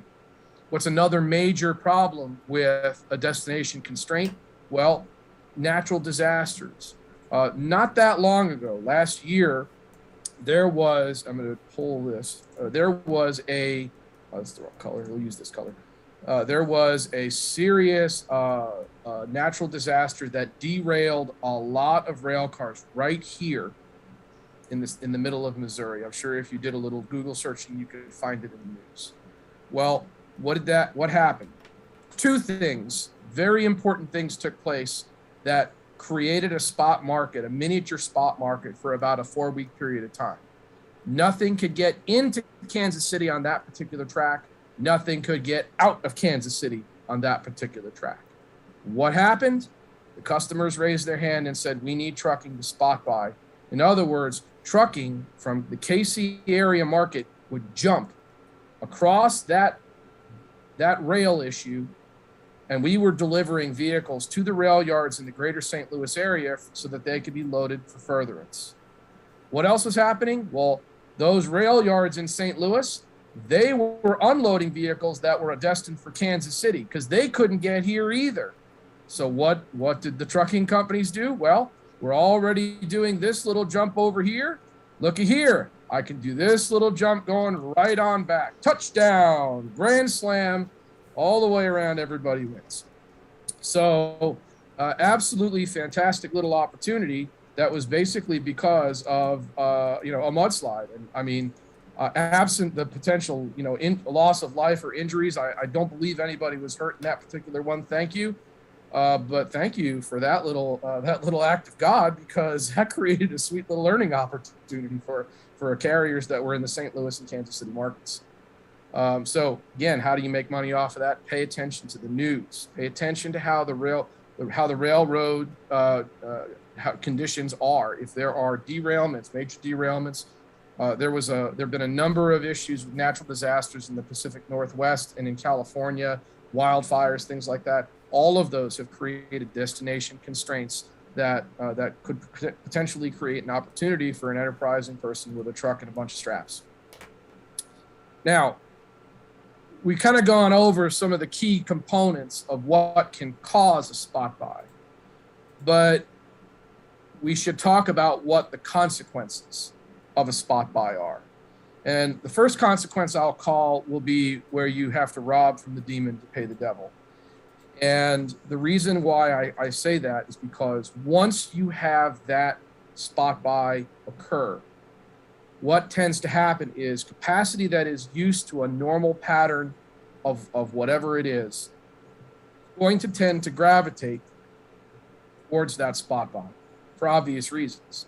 Spot buy rates are going to be higher usually than the rates that you would pay for what I would call a normal pure vanilla move. Well, as that capacity gravitates away from normal patterns of freight and towards that higher dollar revenue, well, if you are not an asset-based company, then you're probably hurting because now your contract freight is starting to fall behind because part of your capacity has gone somewhere else to go and move the higher dollar traffic.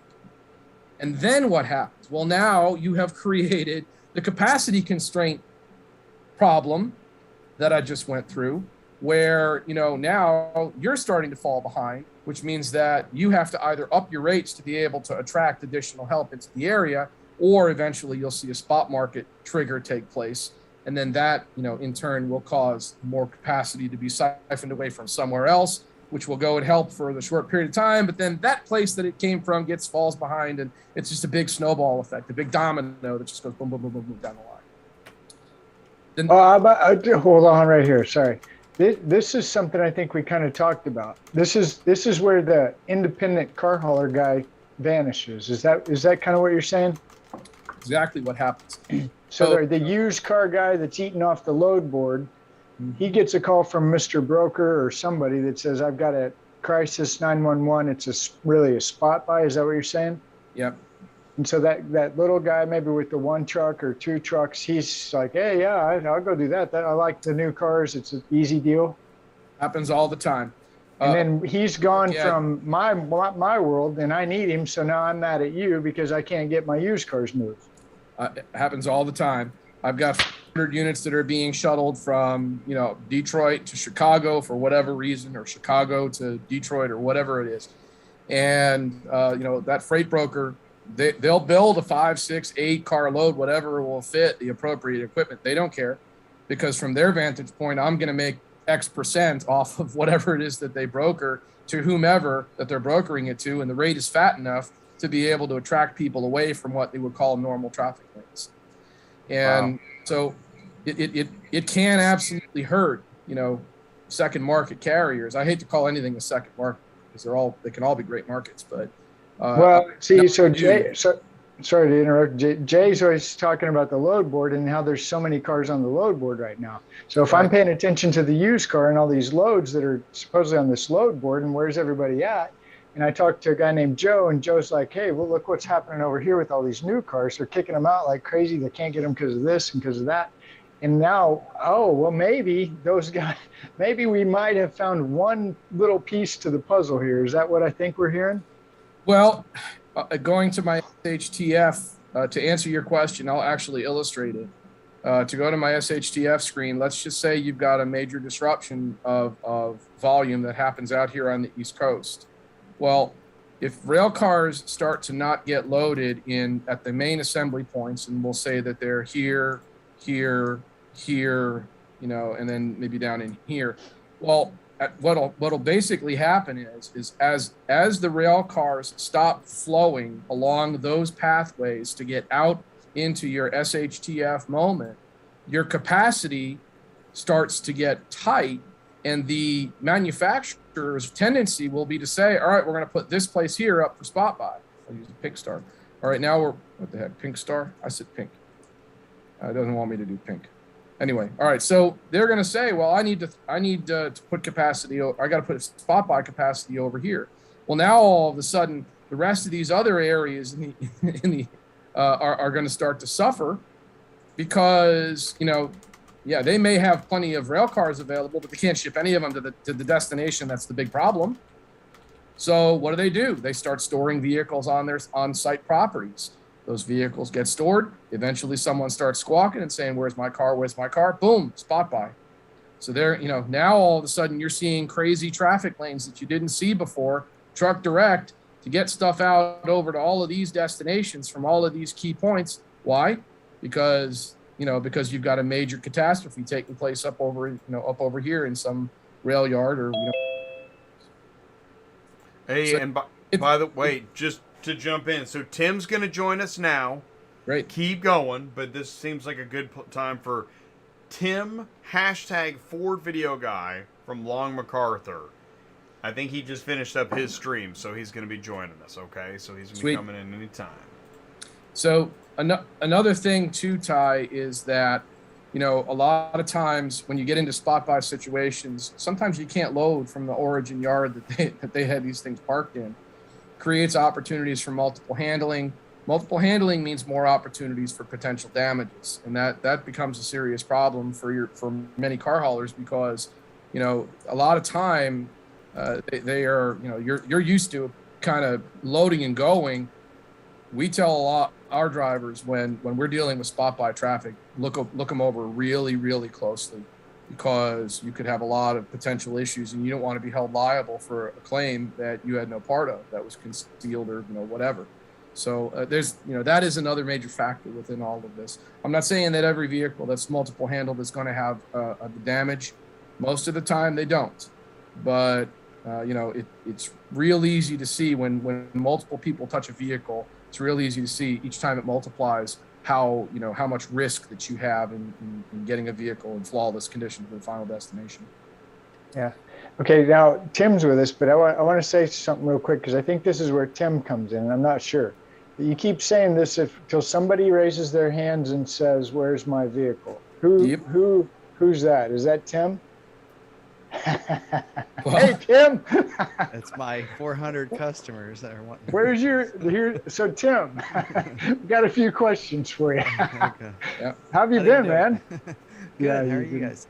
Good. It's always good to see you. Thank you so much, too, by the way. It means a lot to us. Yeah. You're a good guy. I think we're supposed to run into you somewhere in Vegas, too, right? Maybe? I don't know. Yeah, we'll Vegas see. In the fall. Oh, good. How's your Mavericks? Are you still ordering them like hotcakes? I think we had I think we're up to 500 orders. So, yeah.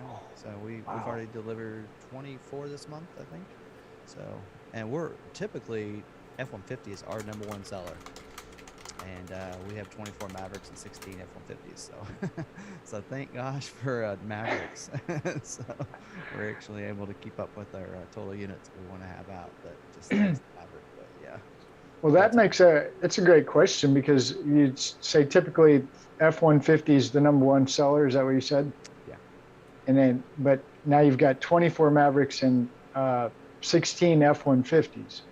So let's step back to late 2020, most of 2021, and you're looking out on your lot there in Kansas and you see 5 F-150s maybe? Yeah. Did it ever get that low?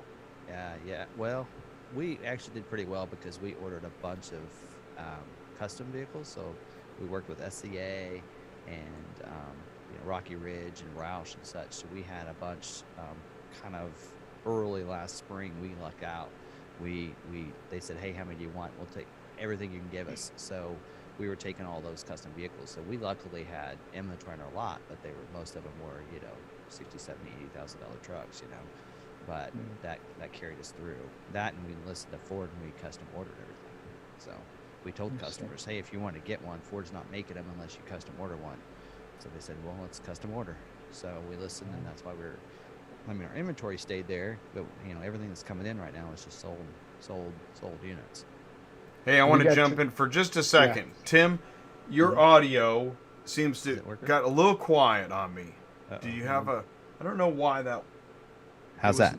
Yeah, perfect. Thank you, Tim. There we go. Thank you. Okay. Yeah, I actually like my new mic here because it actually allows me to adjust it on the fly. So that's cool. Sounds good too, by the way. The Ford Maverick, guys, built in Hermosillo, Mexico. Yeah. And that's one of those vehicles I mentioned before, that entry point. They almost all of them, I think actually I'm quite sure all of them that are domestically delivered, they all come up through the rail by way of, I believe, Laredo. It comes up through Dallas, Oak City, and then on a short line rail that lands, I believe, here in KCK ultimately. And so the what you mentioned before about the build time, if you order a Maverick, let's say today, well, if they were magically able to assemble that Maverick within 24 hours of your order, which would be very challenging, like no manufacturer I think is capable of putting it together that quickly. But if they could, there would still be probably 10 to 12 days of lag in just getting the vehicle into the United States, because between all the things that have to happen on rail loading, customs crossing, all of those kinds of things, and then eventually they get unloaded, and then they're going to dwell for a certain number of days at the unloading yard while a carrier such as Midwestern is going to be able to assemble a load to be able to ship out to the destination dealership. So you're kind of in the best case scenario, just the logistics alone component of the ordering process is probably 12, 14 days, just guessing. Might even be even longer. Now, F-150s, all of them are built in the United States, and many of them built here in Kansas City. Some models are built in Dearborn, and so they get shipped out, by a different way. But the interesting thing about that is, so if you had the same question posed of an F-150, let's say that's built in Kansas City, it's on the ground 4 days before it's on its way out to you, and that's being conservative, So very, very big difference in the amount of logistics between domestic built product and then inbound product that comes, from Mexico or Canada or any place like that. I've been surprised at how quickly we're getting them from down there. So we're getting, a lot of times there'll be some days there at early January where we get 3 truckloads at once, and they're usually, Ford usually gives you a window of 3 to 4 weeks. And I thought, okay, you guys just better figure 4 weeks, and it's here just almost as fast as the ones that come out of Dearborn. I've been really impressed how quickly you guys are getting them up to us. So it's amazing. And maybe it's different. It's because they're shorter, because I was like, how are they fitting 9 of those on one truckload? It's because they're short. Yeah. So they're able to get a bunch of them on there, but that probably helps. Well, the 9, so load factor is a huge part of our business, a huge part of how we put our pricing together, and honestly has a huge impact on how fast we can deliver. But density too. So if you're only receiving 3 orders in a month, then it's going to be a lot harder for me to service that type of account, because I can't always build a truckload around a relatively small order. If you're getting 20, 30 a month, then I'm shipping 2-3 loads a week out. That's a heck of a lot easier for me to be able to build a full truckload out. It's going to be able to drop. And especially if you're talking the numbers you're talking about, it's always best for the driver to have 1 pick and 1 drop. That's the most efficient possible load. So if you've got 20 coming, I'm happy. That's 2 trucks that I'm going to send out there, and everybody's happy.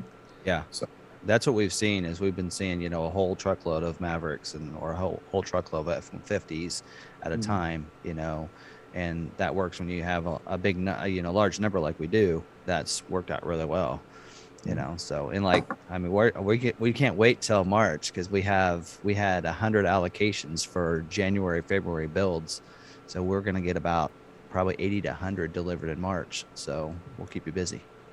So you said let me make sure I got my mute off. Yeah. You said that you had 500 Mavericks. Is that right?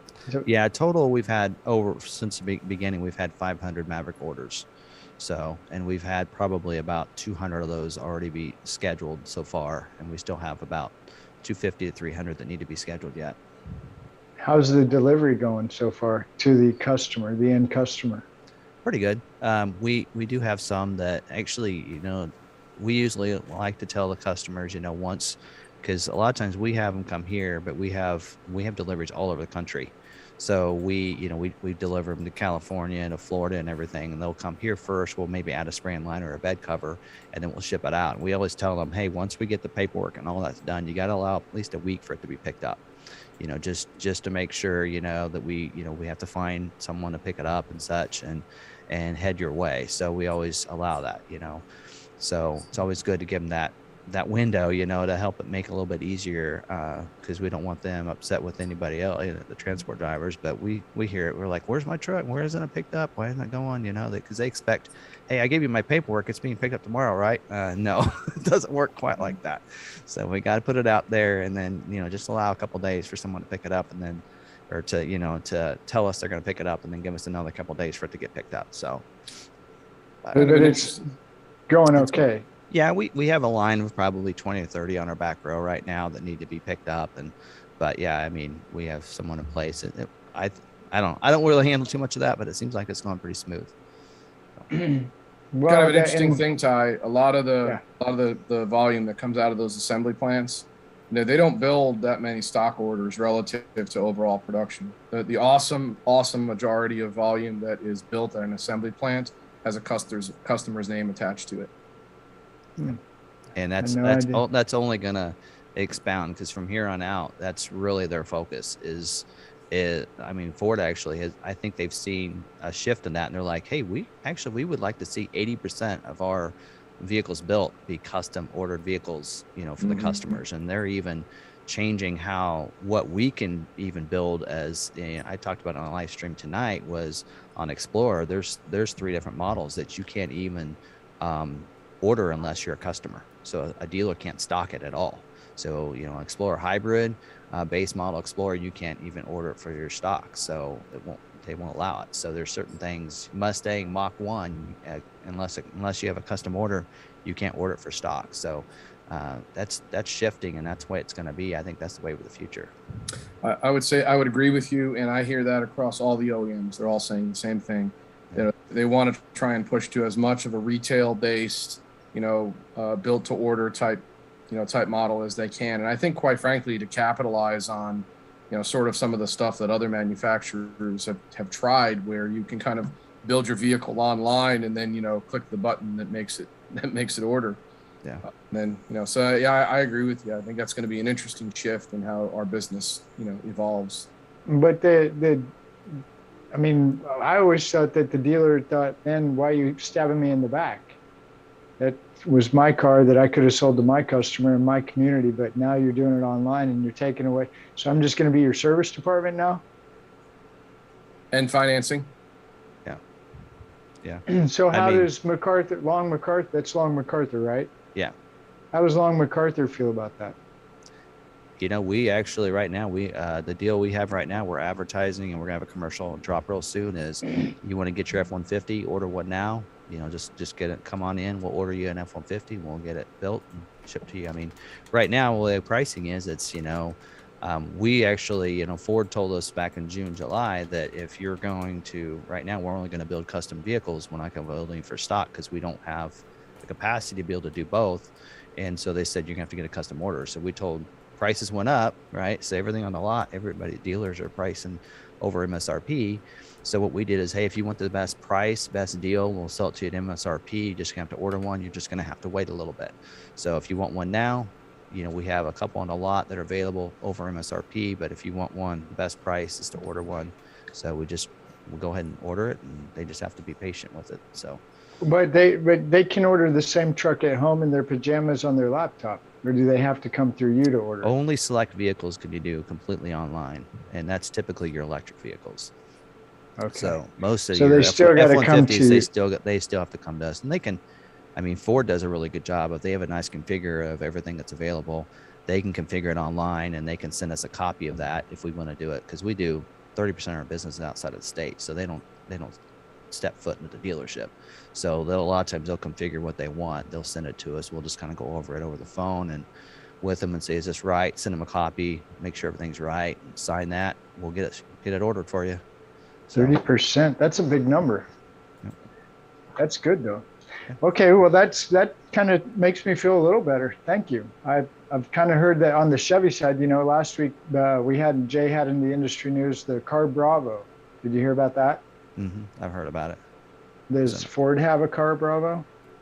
No, they have Blue Advantage. That's pretty much the same thing that they're doing for used cars. But yeah, so, and we're a Blue Advantage dealership, but we have over 260 used vehicles that we have in our inventory right now. But I mean, we're buying from all kinds of buying. 260 used? Is that what you just said? Yeah. Wow. So that's awesome. We have a bunch that aren't on our website because they're still in transit, so we don't like to put them on the website until they're actually here. But then we still have several getting through the process between service and detail. So the challenge as the dealer would be, we have to, and I think you just said this, so we're going to put out a new ad, and it's going to say, if you want your new Ford, come to the store and we'll help you order it. Is that? Yep. Okay. Or give us a call. So it's getting the message out to the public. Yep. If you're an impulse shopper, you might want to hold on a minute. Yeah. Okay. And we have, that's actually been the message since the summer. We had Maverick was something that we saw that with. 500 orders. These people are being very patient with their orders, but we have people that ordered in June, just delivered some of theirs just this month. So they're waiting 6 months for some of these. So I don't know if you heard me, but I've been running around with this guy from Germany the last, Tuesday, Monday, Friday last week. And he keeps telling me that in Germany, everybody's okay with ordering a car online and waiting for it to come to their house or to the dealership, however it works. And I keep thinking, no, you're crazy, and that'll never work in America. Less than 4 hours later, I'm on a YouTube channel with a guy in Kansas who's validating what the guy in Germany is telling me. Oh, you have Bronco people that reserved in July of 2020 still don't have theirs. So but just depends on what you're ordering. Tesla owner, I think Tesla order holders are the same way. They'll order it and they'll wait for a year before they get theirs. Some Tesla owners are blogging. They've been blogging for years about maybe getting a car. Yeah. They're doing that with the Lightning too, aren't they? Yep, I have a reservation on a Lightning, hoping they'll be able to order it this week. So, and it'll probably be this summer. So, one of the cool things, guys, if you're watching this, the reason we like Tim so much is this is a little town, right, in Kansas. I won't say nowhere, Kansas, but it's kind of smaller town. This guy's made a name for the company and himself by the Maverick. Is that right? Who sells 500 Mavericks? Raise your hand. Is there? You got the stats, right? What other Ford dealer has sold 500 Mavericks? There's a couple that have a lot of orders, and there are probably some dealers down in California that have a bunch, but because they're in LA in that area, but density. But density and state incentives probably too. Yeah, state incentives. But you've really done an amazing job. That's my whole point. In Kansas, of the United States of America, in a population 50,000 to sell 500 Mavericks, I got to give you a high five, man. Good job, Knuckles. Boom. So Tim, that's really cool. Do you have any particular products that you're struggling to see, or you're noticing that there's more lag coming to you, of one particular product line or another? Well, for production, and that's really on the plants, is Super Duty. That's another truck that we bank on every year.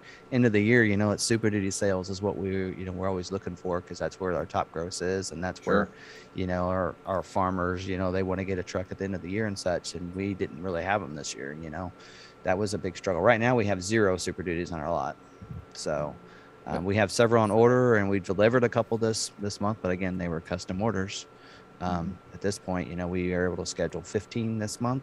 It'll be for next month production, but it's going to be another 2 months before we see them. But so it's starting to ramp up. But Super Duty's been one that's been a little bit slow to get produced. And Super Duty is built in Kentucky truck plant, and to get to Tim, I believe they go on rail to KCK, and then they're distributed by a carrier from there. That, incidentally, Tim, kind of funny, small world, Midwestern is going to be that carrier at some point. That's in the middle of a transition. So that's how that's going to move here at some point. I think the carrier that was previously doing it had some serious issues with it, with the volume, and exited the business, and another carrier's kind of taken over on a spot buy, convenient to the show's titling, and ultimately Ford has made some other business decisions to try and move that volume in a different direction. So yeah, everything we get pretty much comes from, it'll hit Kansas City and then come from there to us. So Well, the little clue there, Tim, is if you need your cars really bad, just call Joe. He'll Joe. make sure you get them. Hey, if he's you're upset. kind of volume that he's talking about, I'm probably not going to have too much hard time servicing his yeah, I think more of the struggle for us is not with getting them, getting on a truck and down to us. It's usually, like we have some that are stopped there because of a recall or something, or something like that, or a chip or something that it's sitting there waiting for something else. And then, like we have one customer that's like, well, why is it sitting there for so long? I'm like, well, we don't know. It's probably either a chip or it's a recall or something. But so we just have to wait till that gets done. But it's usually not waiting on somebody to pick it up. That's for sure. Yeah. It's actually kind of interesting and not really exactly in line with this show's theme today, but the number of quality checks that go through a vehicle after it's been pushed out of the assembly plant, if you had any idea what it was, it'll blow your mind. There's almost a crew on site at these assembly plants that does nothing but just spot check 1 million units a year. And so it's good for the consumer because ultimately it ensures that there's a better quality product that's being put out there to the market. But the other downside of that is, sometimes if they get a little bit too restrictive or too stringent, then all of a sudden they're going, hold on a second, wait a minute, hold all Tuesday's production. Let's make sure that these are okay before they get out the door. Yeah, I think some Mavericks had some like hole in the bed or where the gas tank was or something. Yeah. And so they had to hold up a bunch because of that. And then I think there was something else too on one. So I talked to a guy, that same guy I was telling you earlier, he works online, and this actually came up. It's funny you say that, Joe, because he said the quality control is at the most ridiculous level right now because that there's a name for this quality, that the product they put out, you guys will know what it is, but they had dropped down to say, I think number 9 or 10 on the quality. So there's this big push, and it was really actually kind of cool to hear somebody who works on a line to regurgitate what he's been told from the upper management, because it was smooth, it was clean, it was very understandable, and it was all about, we're going to do a good job. And it wasn't like, it didn't sound canned, it didn't sound like, oh, hey, screw the man, I'm not doing that. It was like really genuine, and I thought, man, I don't know who's in charge of that team, but I would like to shake that guy's hand, because they did a good job. Quality is a big deal. So it's interesting because I wouldn't have put the two together, that quality can actually slow down, can actually be a bottleneck. Joe, is that what you just said?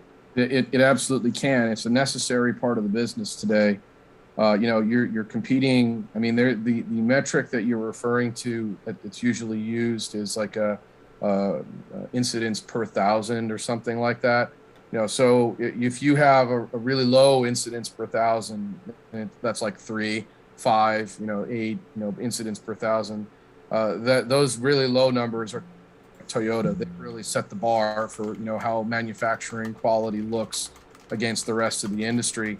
And a lot of the other manufacturers are achieving those same degrees of they all go about it different ways. Every manufacturer has their own way of being able to try and hit that number, but once, and this was, I'm not saying this is anything out of turn, in the 90s and so, Toyota's quality was at absolute incredible level. And as a result, it really moved the rest of the industry towards them. And, here today, 20 years later, Ford and General Motors are pushing out a pickup truck that rivals the quality of the Toyota pickup truck, which set the bar for quite some period of time. And similarly with sedans, I'm not picking on anybody here, but that's kind of the way the market has evolved.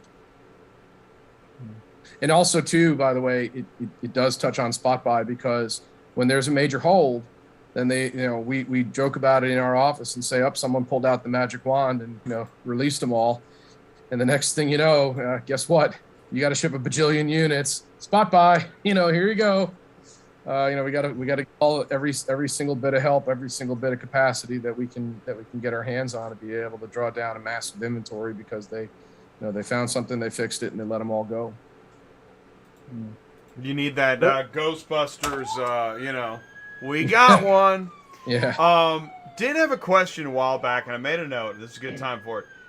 So, make money on a spot buy. You were talking about the opportunity there. As a broker, as a carrier, I'm assuming those are different. Can you elaborate on that?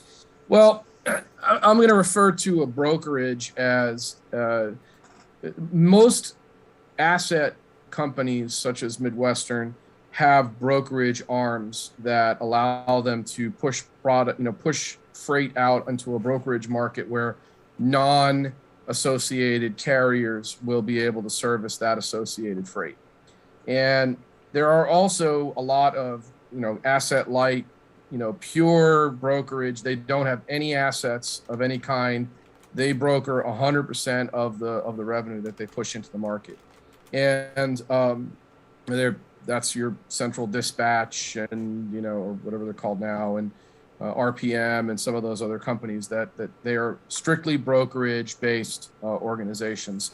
And so without a question, the biggest winner in the spot buy game is going to be your asset light brokerage companies, because they will sit there and, they have the resources and time to basically just scour where the opportunity is and say, all right, I'm going to bid on 500, 1,000, 10,000, whatever number of vehicles. Here's my bid. And then the next thing that they do is their sales team goes out and calls, asset companies like Midwestern or, any of the other major ones in the United States. And then, they almost always have a call list of 500, single trucks or 5 truck fleets that are out there. And they'll say, hey, I've got these loads available. Are you interested? And blah, blah, blah, blah.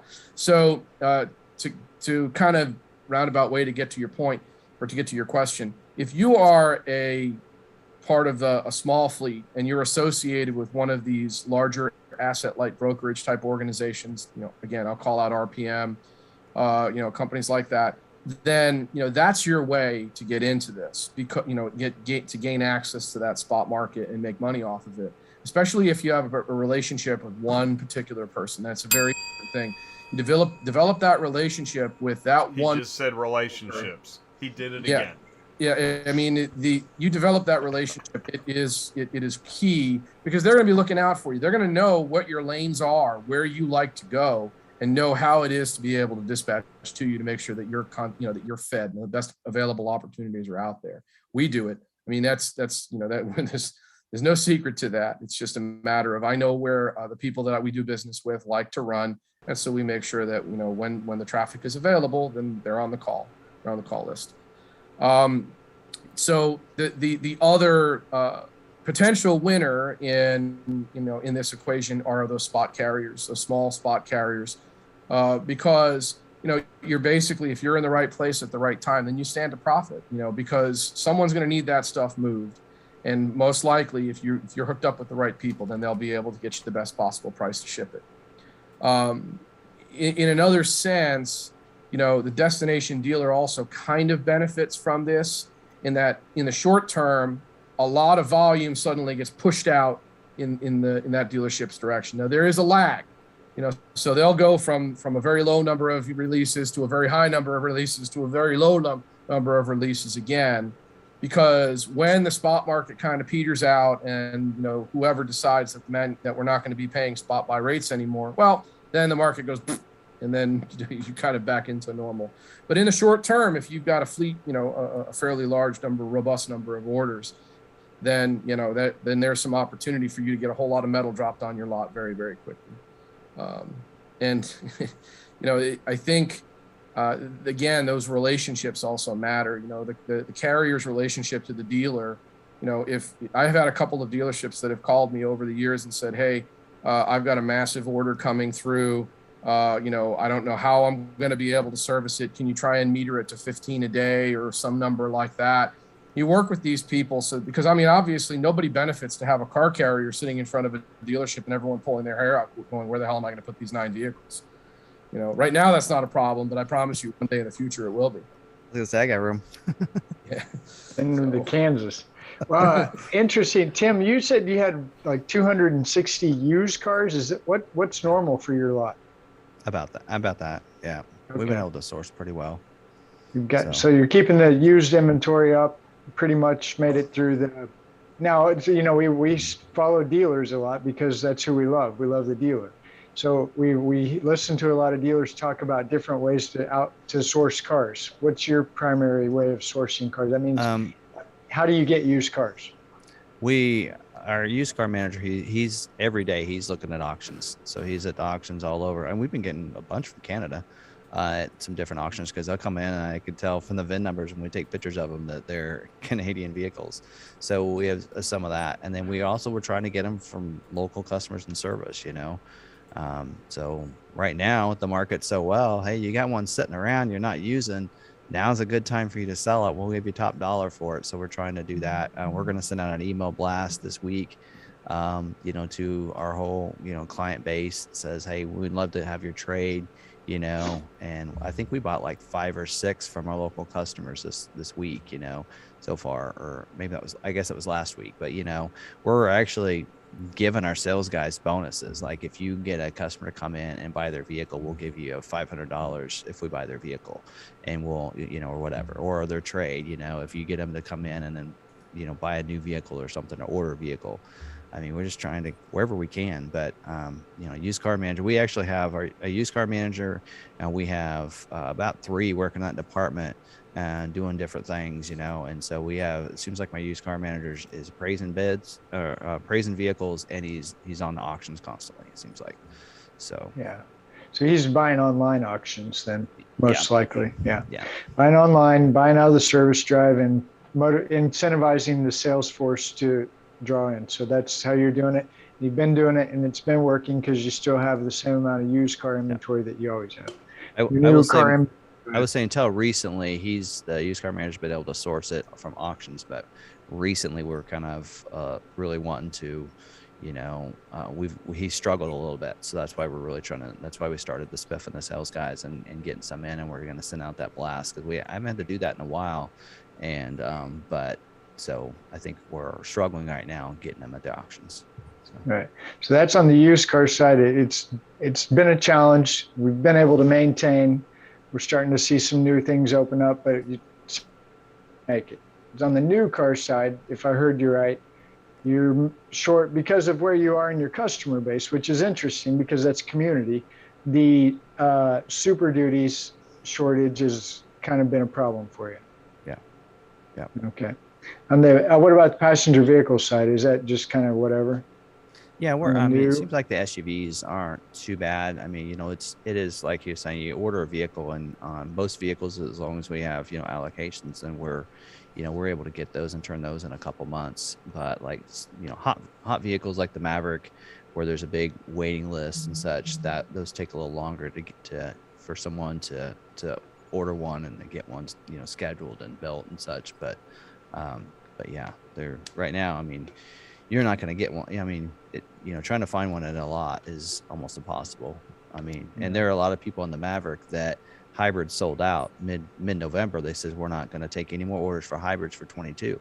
So it's closed out. So now you have people that weren't paying attention, or they decided they finally wanted to get a hybrid Maverick.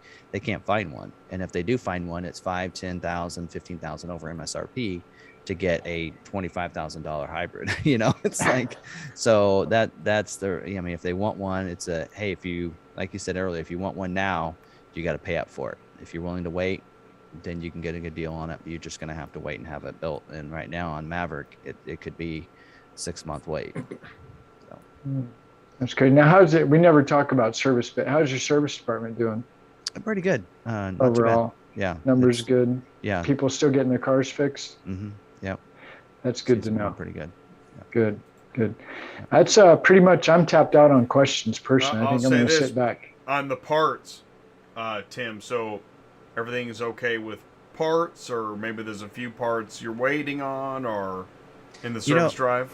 It's actually pretty decent. In fact, for like, there are people that are ordering vehicles, and like, that's one of the things that I tell people on, if they're ordering a vehicle right now on, these trucks especially, I want a bed cover on mine, I want to get a spray and liner on mine or whatever. And the spray and liner is like a huge deal right now on about any truck. Maverick, one of the big hold up is if you have a vehicle and there's a package that includes a spray and bed liner. It's like the vehicles that don't have that package are getting scheduled a lot quicker than the others, because spray and bed liners or bed covers are a hold up for the factories to get them, but we're able to get them on parts without any issues. So we're like, tell all our customers, don't take the bed cover off. If you can get a package of a spray and liner, we'll do that in-house. Don't worry about some of these accessories. We'll take care of it. We can get the parts for those, and we can get those in and get those installed for you. And that's how we're helping customers get theirs a little bit quicker. I had a moderator of our live stream that came in and got theirs, and he said, how did he get his so quick? I'm like, well, for one, he ordered in June, and for two, he listened to me and did not order any bed covers. He didn't order the extra package. He let us do the spray and liner and the bed cover, and he got his a lot quicker. So dude, finger on the pulse, you got to get the hookup, yeah, I got to figure that out. You gotta, it's all about, that is really interesting, keeping your finger on the pulse of what's going on, and reading all the updates from the manufacturer.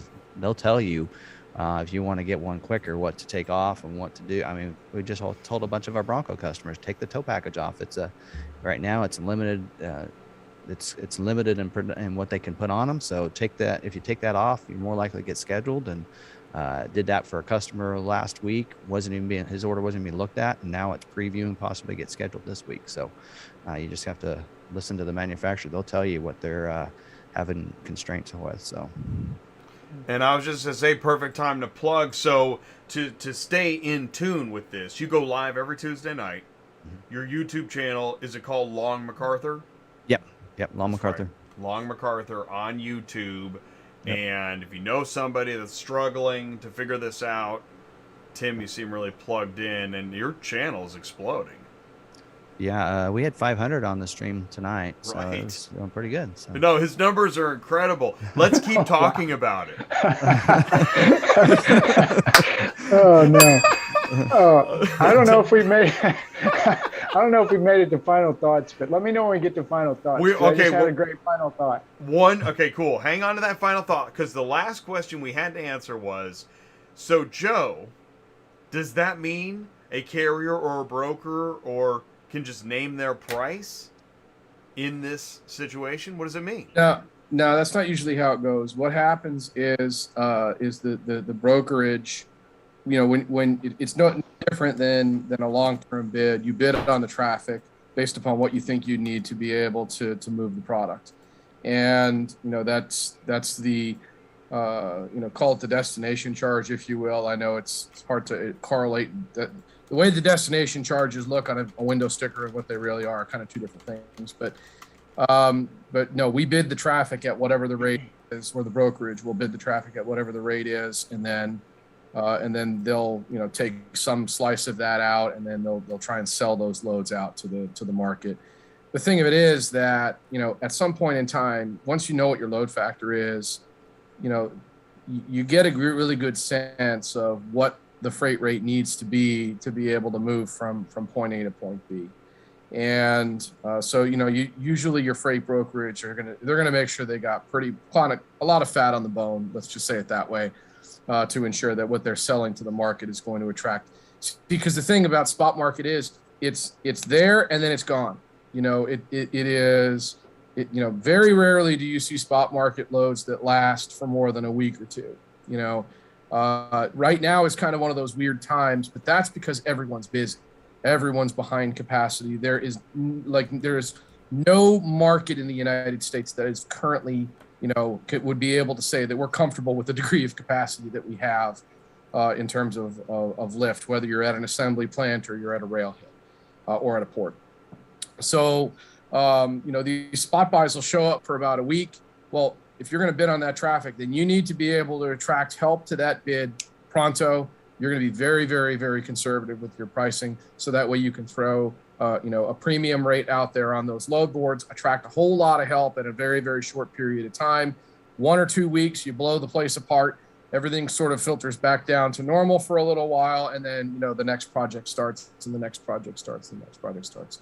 And I say, so again, today's a little bit of a weird time because, and I can't remember how many, I think I told you guys offline, Jay and Ty, I think I received something like 22 spot RFQs in one day across all of the manufacturers that we do business with, basically because it was the first major weather event that took place across the Midwest.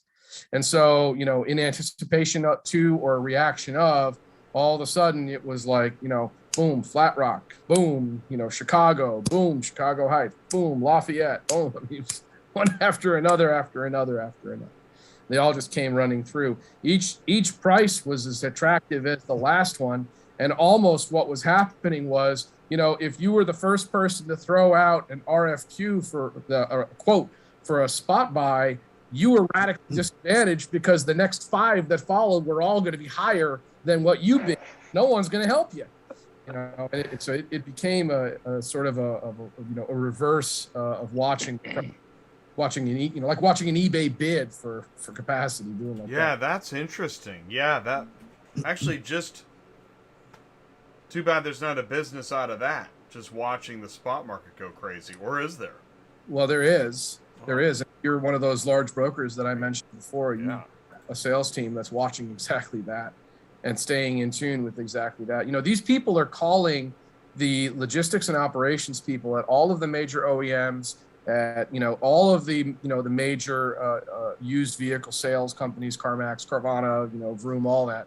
They're calling these people and asking questions about what trends are out there. I mean, this is when I love seeing Paul Machine on the channel, because that guy, he throws math and charts up to all the crap that I just heard happening on the street from 5 or 6 drivers going, what I heard, Joe, this thing's crazy. And then, next thing you know, he's sitting there saying, yeah, we're seeing a real uptick in blah, blah, blah, blah. So, I was just thinking, it's almost like, you just made me think, it's like the Enron. Remember Enron?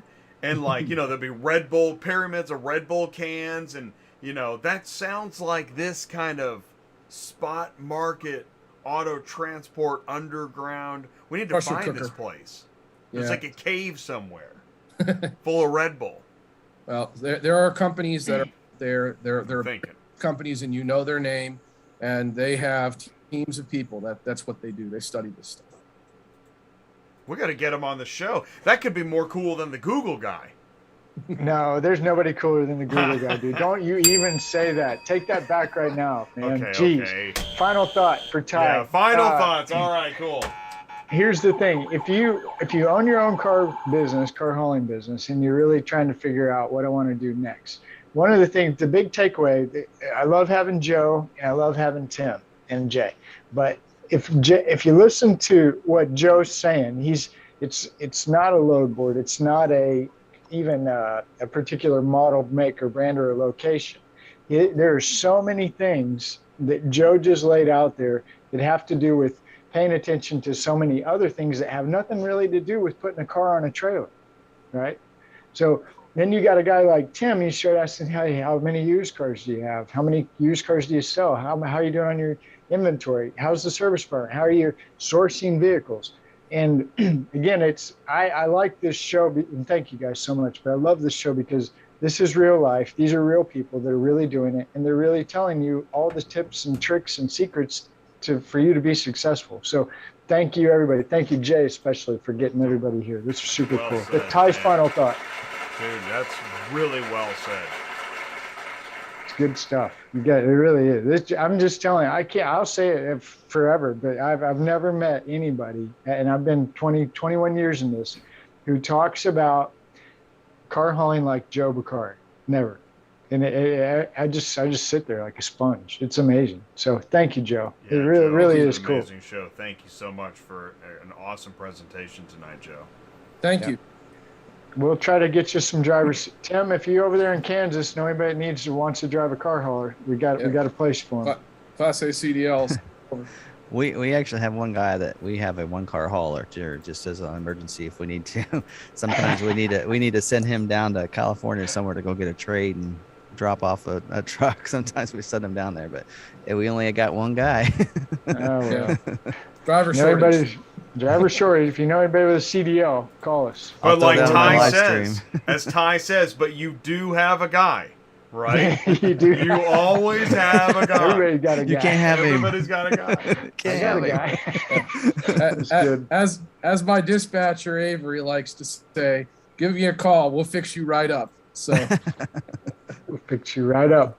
Joe, thank you so much. Tim, thank you so much. Thank you, Tim. Thank you so much. Yeah, that was good. All right, I'm out. Peace All out, right, gang. here comes the end of the meeting. I'm going to run the car hauler soon. Thank you guys so much. We'll see you soon. And that's it. It's a cut. We need to check the gate on that one. You know, really a long show. This is great. It's 9:30. It's a 2.5-hour show. You know, I like that. I really do. One of the things that this show was built for, and that's why we moved an hour earlier, is because I want at least a 2-hour show. I want these live streams to be longer than a lot of the movies that I watch, which I don't know if I could watch the two. That's what's crazy. I like a 2.5-hour show, but I don't know if I'd watch a 2.5-hour show, which is why I try not to get too worked up about the views. But